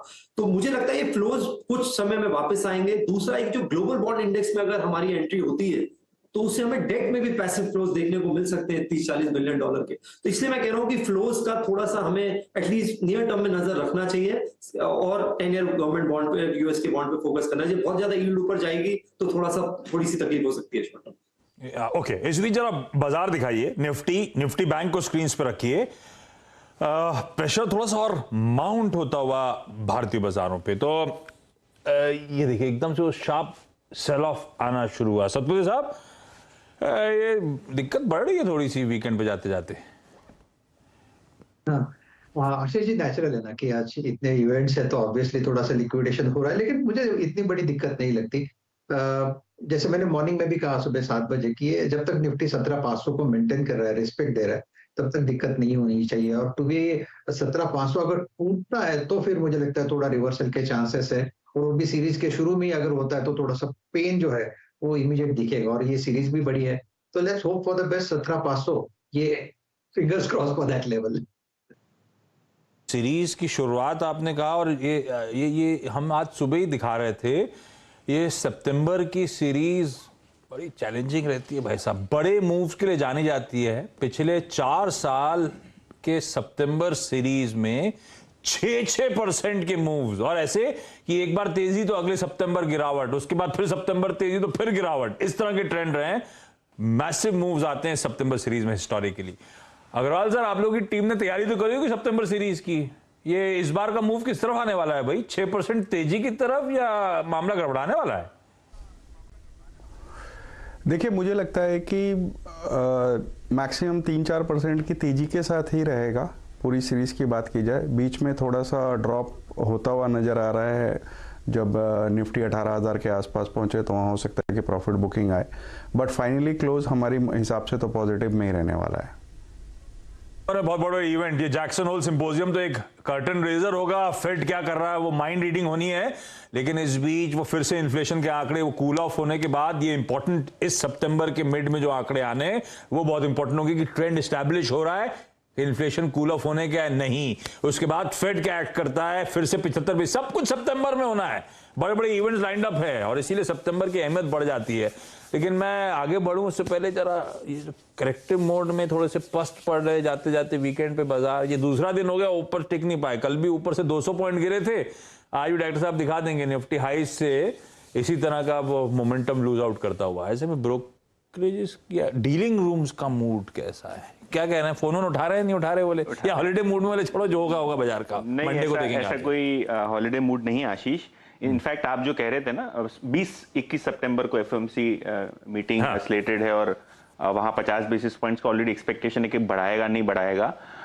ऑब्वियसली अगर हम मैक्रो इकोनॉमिक सिचुएशन देख लें तो जर्मनी, फ्रांस और यूके, इन 3 कंट्रीज में जो बिजली के दाम हैं वो 6 गुना, 7 गुना, 8 गुना हो गए हैं। तो ये जो एनर्जी का प्रॉब्लम है, इलेक्ट्रिसिटी का प्रॉब्लम है, गैस का प्रॉब्लम है, ड्राउट का प्रॉब्लम है, हीट वेव का प्रॉब्लम है, ये सब जो है और उसमें से कुछ के पास पॉलिटिकल इंस्टेबिलिटी है। बिल्कुल सरदर्द बढ़ते ही जा रहा है। यस्टरडे मैं अर्शदा को बोल रहा था कि वर्ल्ड वॉर के टाइम की जो पनडुब्बियां डूब गई थी वो अब बाहर आ रही हैं, इतना पानी जो है लेवल नीचे हो गया है। तो सिचुएशन थोड़ी जियोपॉलिटिकली खराब हो रही है। लेकिन भारतीय बाजारों की बात करें तो डीलिंग रूम्स को अभी भी लगता है ये जो 17,500 का लेवल है वो डिफेंड करेंगे बुल्स, और इसीलिए तेजी के बायस के साथ वो जो है वो ट्रेड्स कर रहे हैं। अंबुजा सीमेंट आज अच्छे वॉल्यूम्स दर्ज हुए। ऑब्वियसली 385 का जो एक्विजिशन प्राइस है उसके ऊपर अंबुजा सीमेंट चल रहा है, और डीलिंग रूम्स को लगता है कि यहां से भी 7-8 रुपए का अपटेक आपको 2-4 ट्रेडिंग सेशंस में देखने को मिलना चाहिए, क्योंकि एफआईआई की बाइंग यहाँ हो रही है। अगर हम देखें तो एक्सिस कैपिटल से लेके जेफरीज की भी नोट पिछले दिनों अंबुजा सीमेंट पे आई है कि किस हिसाब से शायद अदानी ग्रुप का टेकओवर के बाद आपको यहाँ कॉस्ट सेविंग्स होती हुई दिखाई दे सकती है। कोई एस्टिमेट कर रहे हैं कि 200 रुपए पर टन के हिसाब से तो मिनिमम कॉस्ट सेविंग होनी चाहिए। तो इस जो ब्रोकरेज नोट्स हैं और जो ब्रोकरेज भी पुश कर रहे हैं एफआईआईस को, उसके नतीजे स्टॉक में काफी अच्छा आपको तेजी का माहौल दिख रहा है। और दूसरा जीएनएफसी पे नजरें रखिए। डीलिंग उसको लगता है पोजिशनली यहाँ 770-75 के टारगेट्स आ सकते हैं। क्यों आ सकते हैं? क्योंकि टीडीआई के दाम बढ़ रहे हैं थोड़े बहुत, और एसिटिक एसिड की अगर हम बात करें तो कंपनी का एक मेजर प्रोडक्ट है।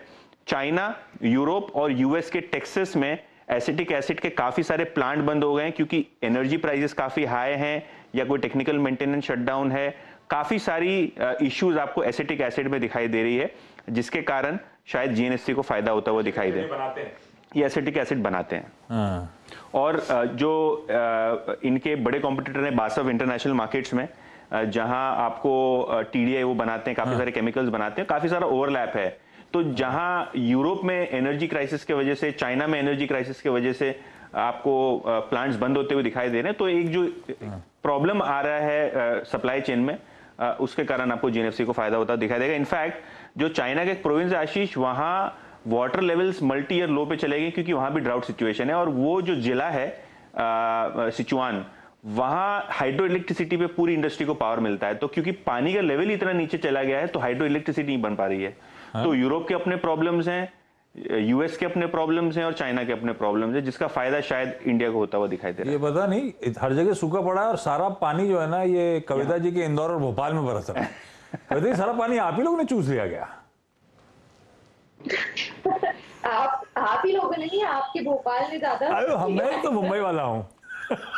अच्छा, स्टॉक पिकिंग वाली बात हुई तो गुरमीत जाते जाते कुछ एक दो स्टॉक दे जाइए बढ़िया वाले। हम रिटेल के लिए, आप लोग रिसर्च नहीं करेंगे तो कौन करेगा? आशीष जी, ऑटो सेक्टर मुझे अच्छा लग रहा है। एक ऑटो एनसीआरटी, जिसके बारे में मैंने काफी बार चर्चा करी है मार्केट में, मिंडा इंडस्ट्रीज के बारे में। उनो मिंडा उसका नाम हो गया है। आप देखिए वो उनका जो किट वैल्यू है पिछले 4-5 साल में 5-6x हो गया।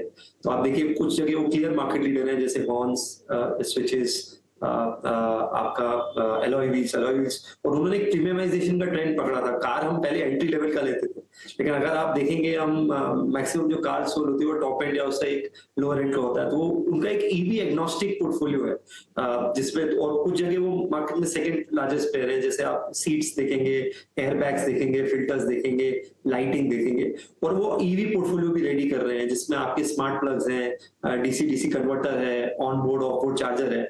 तो ये एक ऐसी कंपनी है जिसका इस साल 600 करोड़ का कैपेक्स है और 200-300 करोड़ की बात हो रही है। बैलेंस शीट बहुत स्ट्रांग रही है। और आप देखिए ऑटो सेक्टर पिछले 5 साल में एक खराब दौर या सबड्यूड परफॉर्मेंस रहा है। बीएससी आईटी इंडेक्स मुझे याद है 22-23 हजार होता था 2016-17 में, आज भी 29,000 ही है। और ये कंपनी है जिसका 2016 में मार्केट कैप सिर्फ 1600-1700 करोड़ था, आज लगभग 30,000 करोड़ है। तो इन्होंने बहुत अच्छा किया है इस सौदे में। तो जब अपटिक आएगा तो ये और अच्छा बेहतर परफॉर्म करेंगे। नए क्लाइंट्स ऐड हो रहे हैं, B2C पे भी थोड़ा काम कर रहे हैं। तो ये कंपनी मुझे अच्छा लगती है, बट इसको थोड़ा लंबे समय के लिए रखिए। ये शॉर्ट टर्म व्यू नहीं है, और डिस्क्लेमर है कि हम इसमें इन्वेस्टेड है, हमारा पोर्टफोलियो स्टॉक। सुमित जी, बहुत बहुत शुक्रिया आप इस कार्यक्रम में शामिल हुए। सभी स्टॉक्स पे, इंडस्ट्रीज पे, सेक्टर्स पे अपनी राय रखी, आप बहुत बहुत शुक्रिया। चलिए अब एक काम करते हैं, यहाँ से रुक करते हैं BTST मोमेंटम कॉल्स का।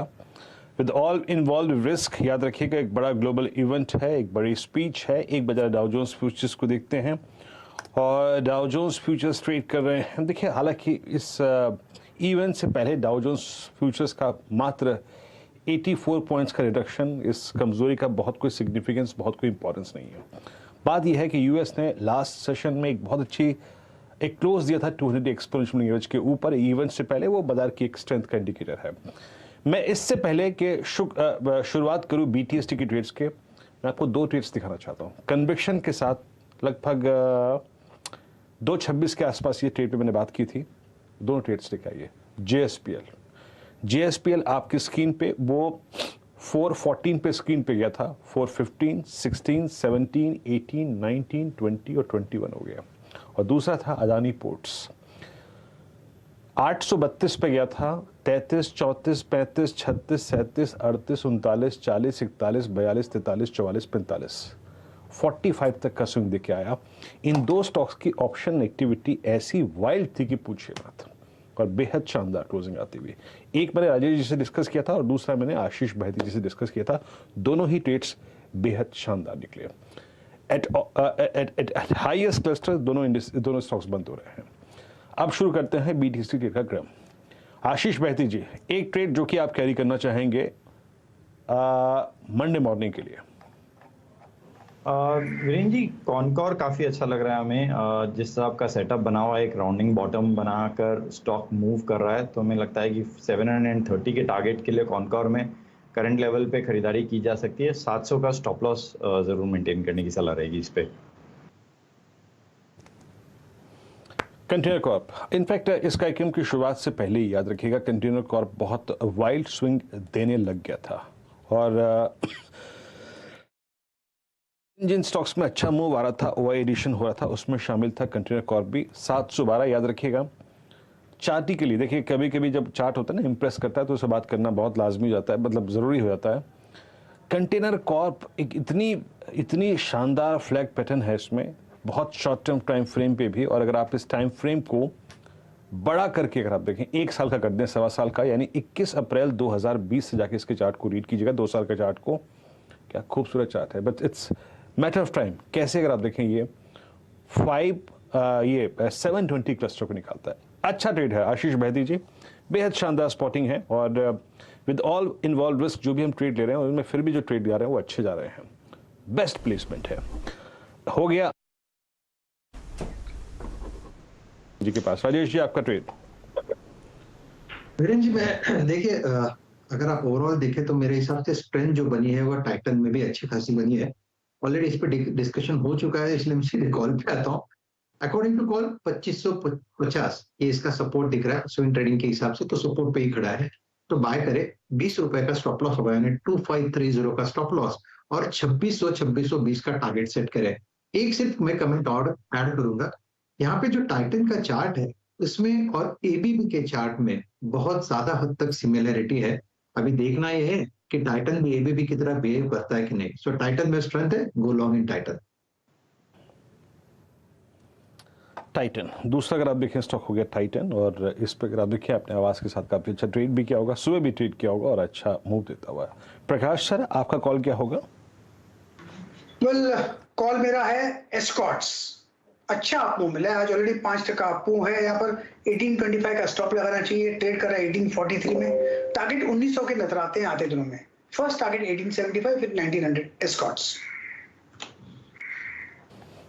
एस्कॉट्स, और एस्कॉट्स की याद रखिएगा प्लेसमेंट बेहद ही शानदार। अभी कुछ देर पहले हम जब कंटेनर कॉर्प पर डिस्कशन कर रहे थे, ठीक कुछ उसी प्रकार का, हालांकि इसका टाइम फ्रेम छोटा है। जब आप देखिए, जब भी कोई BTST कॉल आया, STBT कॉल आया, ये नहीं कि अगर आप देखें अंधाधुंध पंच कर दिया, उसको थोड़ा रीड कीजिए, अपने चार्ट्स पे कन्वर्ट कीजिए। क्यों? अगर आप देखें हमारे विशेषज्ञों ने इसको इंक्लूड किया है। बहुत स्ट्रॉन्ग कैंडल, और ये कैंडल लगभग 8 महीने की स्लोपिंग डाउनवर्ड ट्रेजेक्टरी के हाई को स्ट्राइक करते हुए फुल स्ट्रेंथ के साथ 3 ट्रेड हो गए जनाब। टाइटन हो गया, कंटेनर कॉर्प हो गया, एस्कॉट्स हो गया। समित, आप क्या कैरी करेंगे? देखिए, ऑलरेडी पूना वाला और NTPC हमने रिकमेंड किया, इसमें एडिशन कुछ नहीं होगा। So I will go with NTPC में एक अच्छा ट्रैक्शन है, हायर एंड के आसपास ही ट्रेड हो रहा है, तो हमें लगता है कि NTPC यहाँ से कैरी करना चाहिए। इसमें ऑप्शन के जरिए भी 170 का कॉल 3 के आसपास जो ट्रेड हो रहा है उसी के साथ हम रहना चाहेंगे। 1.25 का स्टॉप लॉस और 6 रुपए का टारगेट होगा, तो यहाँ से एटलीस्ट 168-170 तक का मूव NTPC की एक्सटेंड होते दिख रही है। NTPC पर याद रखिए 163.50 की रजिस्ट्री में, it's a buy trade. Energy space में याद रखिएगा, ऑल दो बहुत स्ट्रॉन्ग रोलोवर्स कोल इंडिया तक सीमित थे और ONGC तक सीमित थे, लेकिन अगर आप पावर स्पेस में जाएं वहाँ पर भी जो मूवमेंट है बड़ा है। NTPC याद रखिएगा, ये क्लोज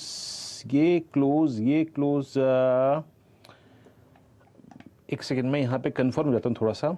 पोस्ट मई 2011 समित में ठीक हूँ मेरे ख्याल से ना, अगर माफ़ी चाहूँगा अगर मेरी कोई गलती हो रही हो। बट यस पोस्ट मई 2011 इसका हाईएस्ट क्लोज है एनटीपीसी का.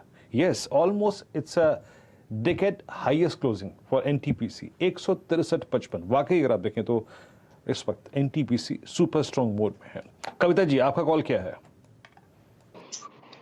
सो बीरेन जी जो कॉल मैं लेकर बैठी थी दैट वाज जीएनएफसी, जो यतिन जी ने आपके साथ ऑलरेडी शेयर किया, क्योंकि positionally I am long till 800-820 के लेवल्स की तरफ. बट अपार्ट मुझे लगता है थोड़ा सा प्रीएम्प्ट कर रही हूँ इस कॉल को, दैट इज हेवल्स की placement is looking good to me. On weekly एक अच्छे कंसोलिडेशन के बाद एक डबल बॉटम फॉर्मेशन के ब्रेकआउट की तैयारी में मुझे लग रहा है काउंटर. सो मुझे लगता है ये काउंटर पर आप 1350 1364 के लेवल्स के लिए एक बाय ट्रेड इनिशिएट कर सकते हैं, where 1315 should be the stop loss. So Havells will be the preferable trade. Havells Kavita ji ने क्यों पिक किया, एक बार रीड करने की कोशिश करते हैं हेवल्स क्या करके जा रहा है. और हेवल्स आपकी स्क्रीन पे 1325 पे आज की एक सेकेंड मैं इनको चार्ट्स को अगर आप देखें डेली पे कन्वर्ट कर लूँ. यस अच्छा चार्ट है ये, और हालांकि एक सप्लाई जोन 1340 से लेकर 1360 की रेंज में परसिस्ट करता है. राजेश अग्रवाल जी आप बताइए आपका वो फंडा जो कि आप मानते हैं कि अगले हफ्ते पैसा कमा के देगा, आपका वो conversion call, BTST call, STBT call, जो भी है बताइए. देखिए पहला स्टॉक हमारा एलजी इक्विपमेंट्स का रहेगा. एयर कंप्रेशर्स में बहुत अच्छा कारोबार कर रही है, न केवल भारतीय मार्केट में बल्कि इंटरनेशनली भी. और कंपनी का ये दावा है कि आने वाले 5 साल में टॉप 3 मैन्युफैक्चरर्स में हो जाएंगे. डिमांड बढ़ती जा रही है.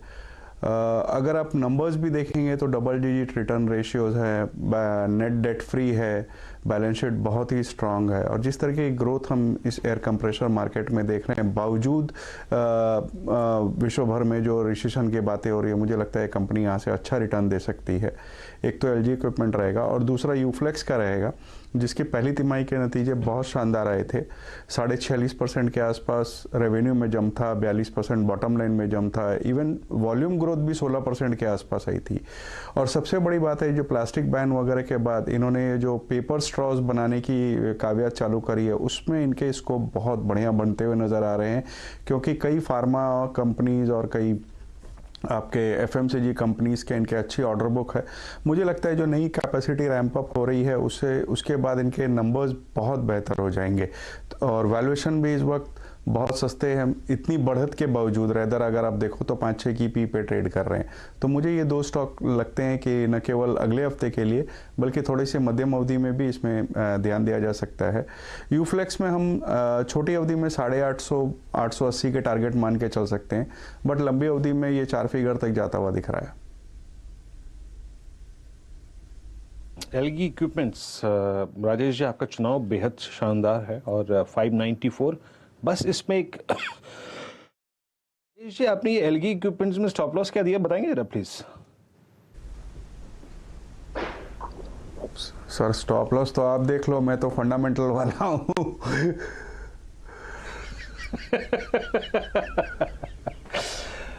Okay stop loss Rajesh ji से पूछ लेते हैं. एक राजेश जी ने दिया, दूसरा राजेश जी से पूछ लेते हैं. बट यकीन मानिए आई मीन जब राजेश जी कॉल देते हैं ना तो चार्ट्स को देख के मज़ा आता है. आई मीन क्या गजब खूबसूरत चार्ट है और it's a long only stock. और CY20 के बाद जो इसने मूव शुरू किया, आई मीन गजब, इट्स अ वेल्थ क्रिएटर. 13 मई को इसका भाव था 53 रुपये, इट्स 594. और इनफैक्ट जो दूसरी कंपनी, मैं इस पर स्टॉप लॉस ले लूँगा, एक काम करता हूँ लिख के रख लेता हूँ, एलजी इक्विपमेंट्स. और इनफैक्ट दूसरा स्टॉक यूफ्लेक्स. आज से 20 रोज़ पहले आई थिंक या महीना भर पहले हमारी इस मैनेजमेंट से बातचीत भी हो रही थी और बड़ी अगर आप देखें स्ट्रॉन्ग कमेंट्री दी थी मैनेजमेंट ने. और इन्होंने अगर आप देखें अपना एक्सपेंड बहुत किया. इन्होंने केंटकी यूएसए में, इन्होंने इजिप्ट में, इन्होंने दुबई में, और आई थिंक लास्ट इनका प्लांट कहाँ पर आया मेरे को नहीं मालूम, बट नोएडा में तो आप जानते हो सेक्टर 62 में इनका प्लांट है. राजेश जी यूफ्लेक्स 808 क्या टारगेट दिया आपने इसका? और it's an all time high trajectory. और याद रखिएगा लास्ट 150 रुपये का मूव जो आया है मात्र 5 दिनों में आया है. राजेश जी कोई और पैकेजिंग कंपनी है इसके टक्कर में या फिर यूफ्लेक्स ही? कहा जाए तो मैं समझता हूँ कि पॉलीप्लेक्स एक और कंपनी है जहां बिल्कुल लोगों को पोर्टफोलियो में रखनी चाहिए लंबी अवधि के लिए। ये स्टॉक मुझे मौजूदा स्तर से 20 से 25% की बढ़त देता हुआ नज़र आ रहा है, न केवल भारत में बल्कि जो इनके विदेशों में भी जो एक्सपेंशन चल रहे थे वो ऑलमोस्ट पूरे हो गए हैं।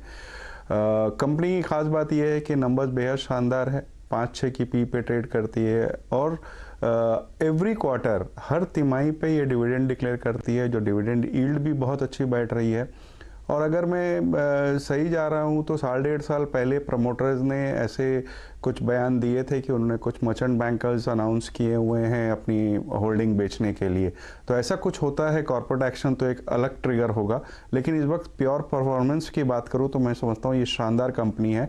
और अगर पैकिंग ऑर्डर में रखना हो तो मैं पहली पसंद पॉलीप्लेक्स के साथ ही जाना चाहूँगा जो लंबी अवधि के लिए होगा, और यूफ्लेक्स में मैं मध्यम अवधि में 4 फिगर के टारगेट्स देख रहा हूँ। छोटी अवधि के मैंने 15-20 दिन या 1 महीने के बाद की जाए तो 850 तक के टारगेट दिखते हैं। चलिए, बहुत शानदार कॉल अगर आप देखें आपकी सर यूफ्लेक्स और एलजी इक्विपमेंट्स। खैर अब हम क्लोजिंग की तरफ बढ़ रहे हैं। It's 15,572।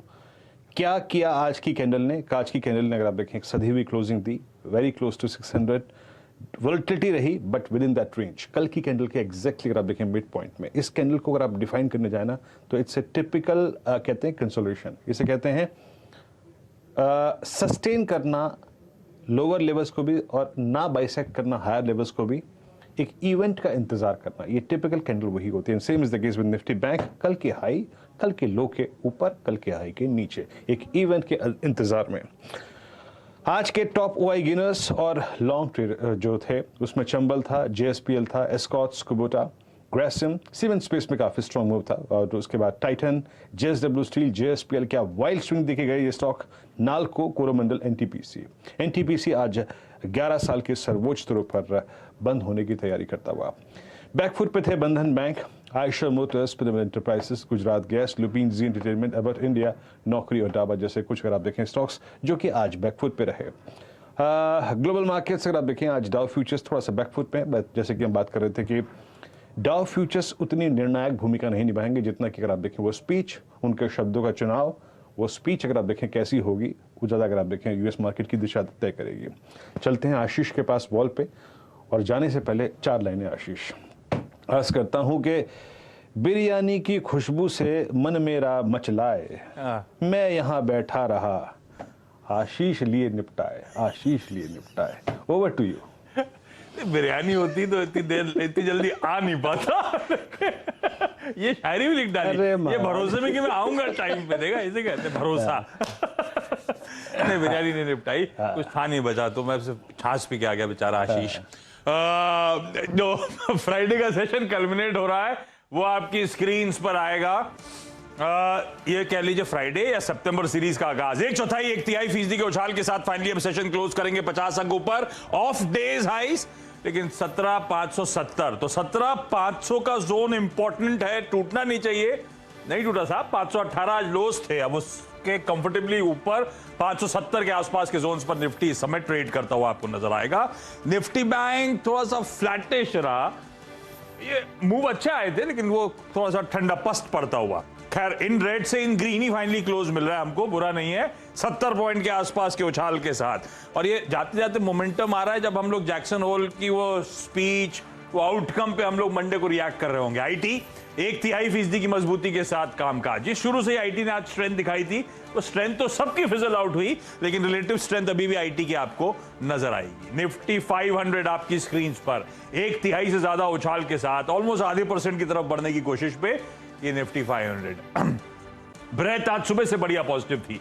Mid cap small cap दरअसल वो मूड रिफ्लेक्ट नहीं करेंगे, मिड कैप दिखाइए आधा % ऊपर और स्मॉल कैप 3/4% के आसपास का उछाल। खैर ब्रेथ एक समय बहुत बढ़िया, इवेंचुअली ये 1.5:1 कह लेता हूं एडवांसेस के फेवर में। अब जाइए 50 स्टॉक्स निफ्टी के किस तरह का बिहेवियर था, उसके बाद जब फाइनल क्लोज होगा तो उस पे जाएंगे।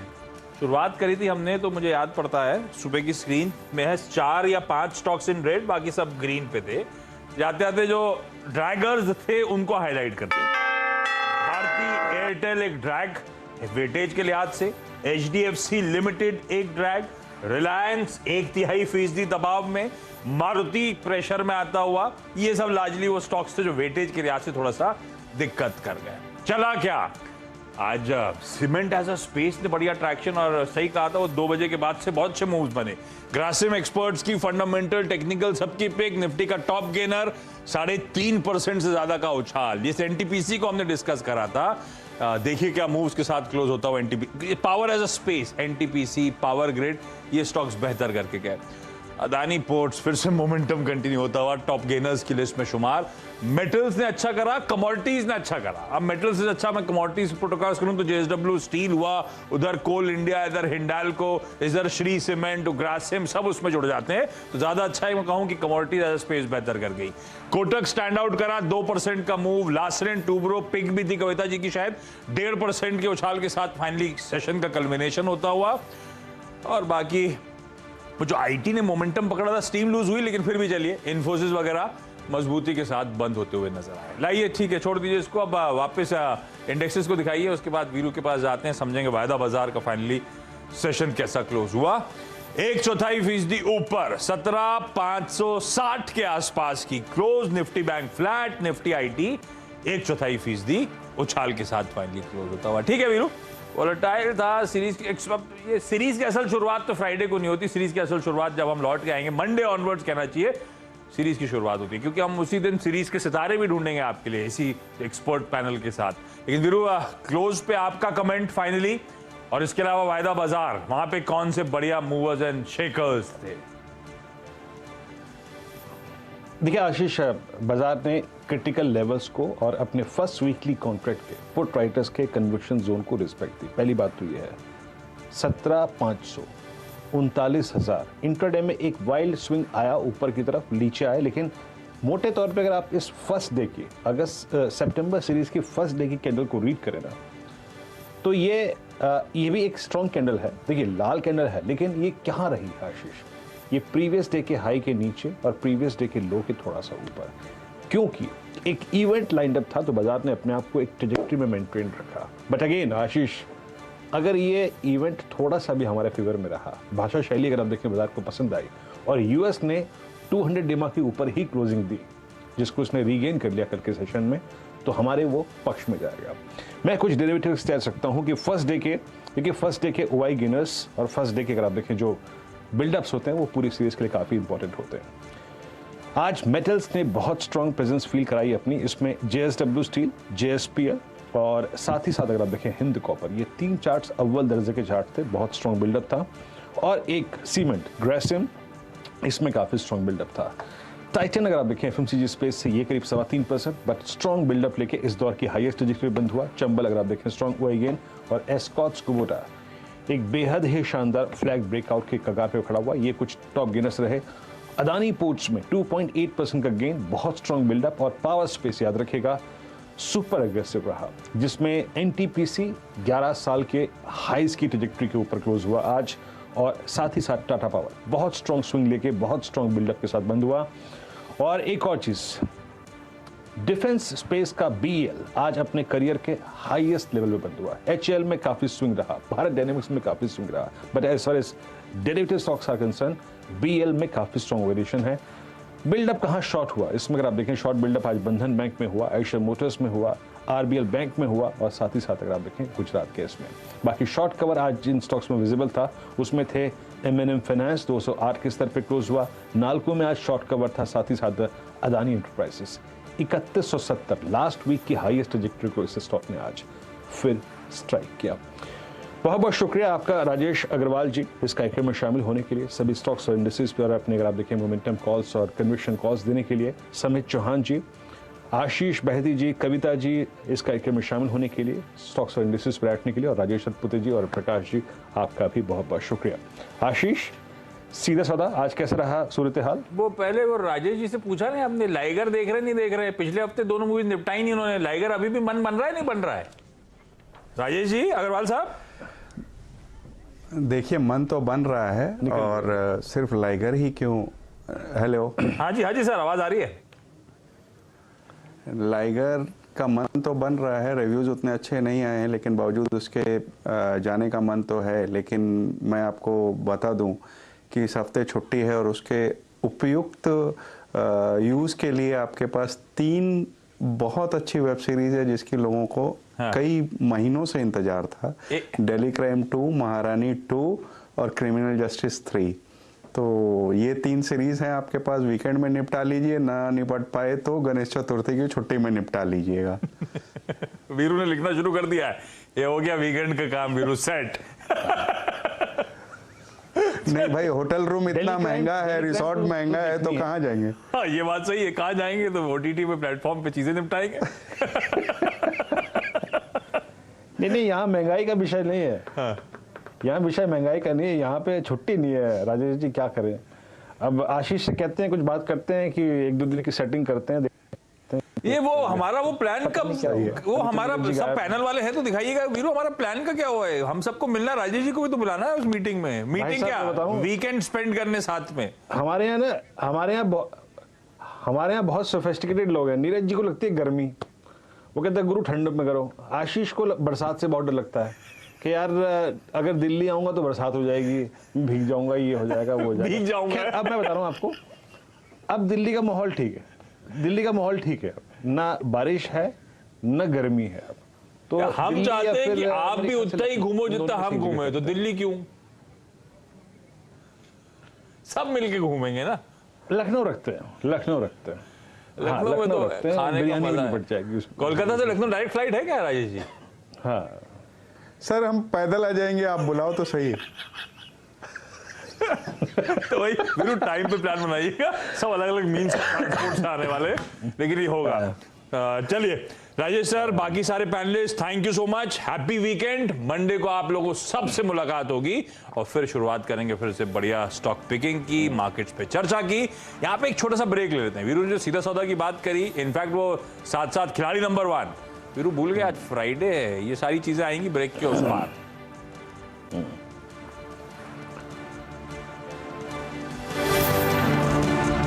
के बाद आपका स्वागत है। और आज इस हफ्ते इनफैक्ट जो खिलाड़ी नंबर 1 मुकाबला हुआ था, अब उसकी परफॉर्मेंसेस चेक कर लेते हैं। पीछे देंगे क्या स्क्रीन डायरेक्टर साहब? दिखाइए जरा, सामने दिखाना चाहते हैं वो, ठीक है भाई। तो पहले तो विनर दिखा दीजिए कौन है, उसके बाद दिखाइएगा सब।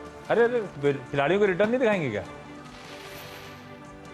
ये आपकी स्क्रीन पे इस हफ्ते मुकाबला था रुचित जैन, ब्रिजेश एल और मेहुल कोठारी साहब के बीच। रिटर्न्स आपकी स्क्रीन पर, और मेहुल जी के 13% रिटर्न्स, एक कन्विंसिंग, एक हैंडसम विन इस हफ्ते डिलीवर होती है।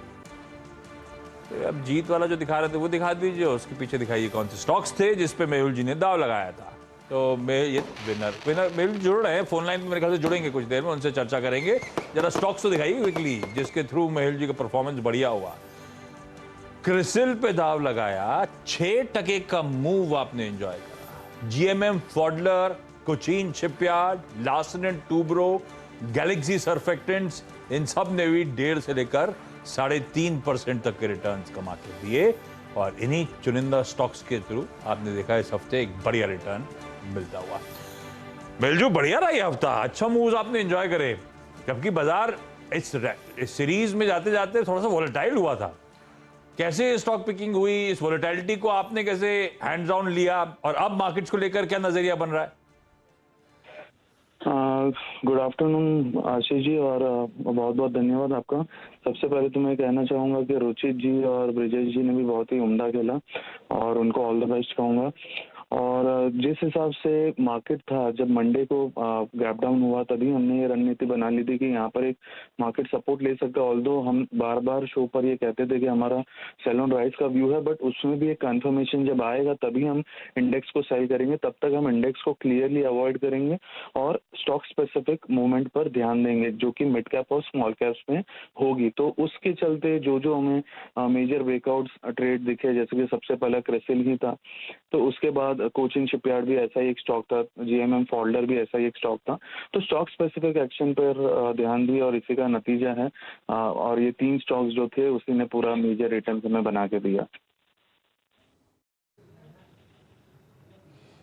मेहुल जी, कोई खास सेक्टर या फिर बैंक निफ्टी पे आपका आउटलुक, मतलब अगले हफ्ते क्या, कौन सा सेक्टर, कौन सा स्पेस बड़ा स्विंग दे सकता है?